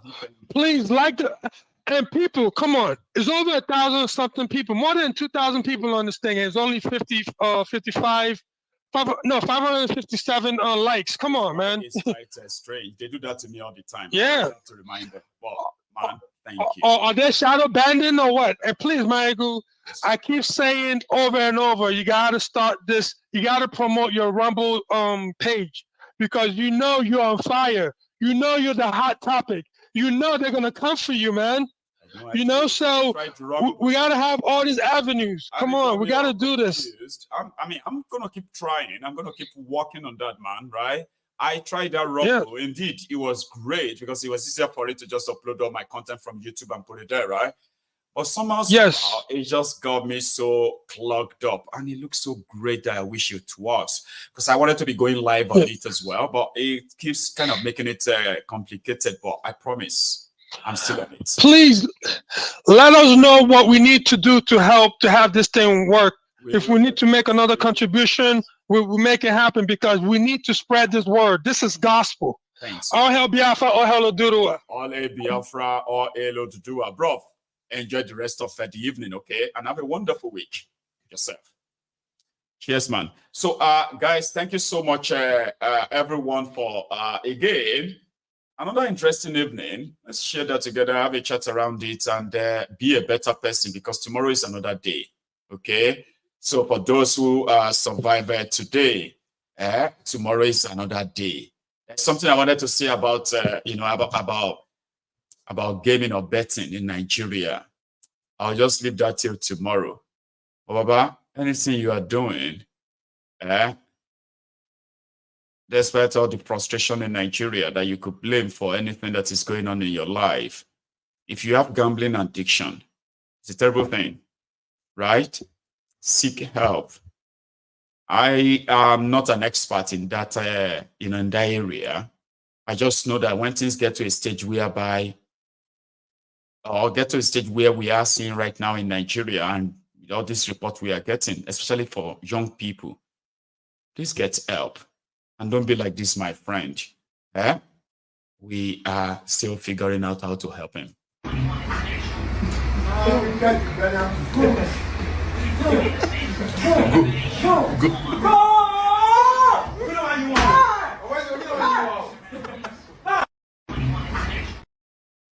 Thank you so much for your time. And you all have a good night. Odaro.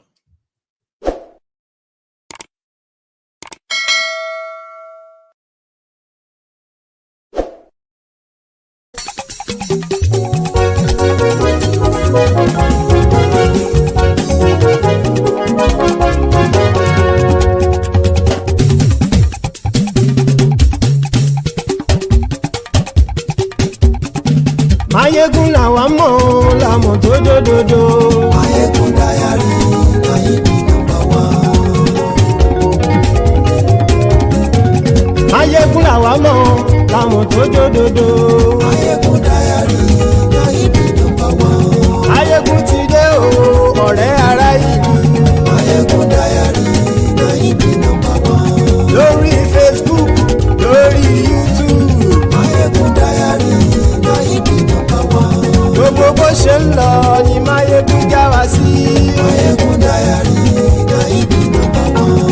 àṣírí ọ̀jẹ̀lú kì í bò níbẹ̀ o. Maiyegun diary Naibi number one. Bó bá ṣe eré àní Maiyegun máa wí. Maiyegun diary Naibi number one. Ó sì tún ṣe eré wàá gbọ́ níbẹ̀ o. Maiyegun diary Naibi number one. Maiyegun diary Politico. Maiyegun diary Naibi number one. Godfatherism kò sí lọ́rọ̀ Maiyegun. Maiyegun diary Naibi number one. Ẹ farabalẹ̀ sẹ́ o kẹgọ́rọ̀ lẹ́nu o. Maiyegun diary Naibi number one. Àní Maiyegun làwa mọ̀ tó dòdòdò. Maiyegun diary Naibi number one.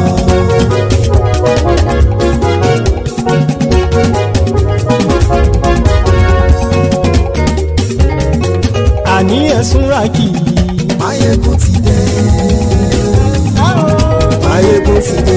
Ọ̀jẹ̀lú ẹ̀sùn rákì. Maiyegun ti dé. Àní ẹ̀sùn rákì. Maiyegun ti dé. Lórí Facebook. Maiyegun ti dé. Àní ẹ̀sùn rákì. Maiyegun ti dé. Lórí YouTube. Maiyegun ti dé. Àní ẹ̀sùn rákì. Maiyegun ti dé. Bọ́ bàbá gbé wúrẹ́. Maiyegun máa wí. Àní ẹ̀sùn rákì. Maiyegun ti dé. Bíjó ìgbádìyẹ. Maiyegun máa wí. Àní ẹ̀sùn rákì. Maiyegun ti dé. Pẹ̀sìdó bá rúfin o. Maiyegun máa wí. Àní ẹ̀sùn rákì. Maiyegun ti dé. Bí gómìnà kówó jẹ. Maiyegun máa wí. Àní ẹ̀sùn rákì. Maiyegun ti dé. Ọlọ́pàá ti ń gba rìbá. Maiyegun máa wí. Àní ẹ̀sùn rákì. Maiyegun ti dé. Aṣòfin tí ń rúfin o. Maiyegun máa wí. Àní ẹ̀sùn rákì. Maiyegun ti dé. Òpùrọ́ olóṣèlú. Maiyegun máa wí. Àní ẹ̀sùn rákì. Maiyegun ti dé. Ọ̀jẹ̀lú ẹ̀sùn rákì. Maiyegun ti dé. Àní ẹ̀sùn rákì. Maiyegun ti dé.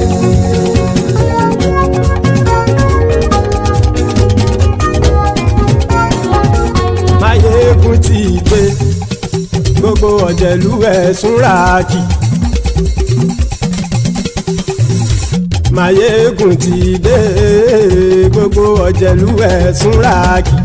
Ṣùgbọ́n ní bá ti ṣe èyí tó yẹ kí wọ́n ṣe, ọmọ bá dèrò ní fi wọ́n níran o. Maiyegun ti dé. Gbogbo ọ̀jẹ̀lú ẹ̀sùn rákì. Maiyegun ti dé. Gbogbo ọ̀jẹ̀lú ẹ̀sùn rákì.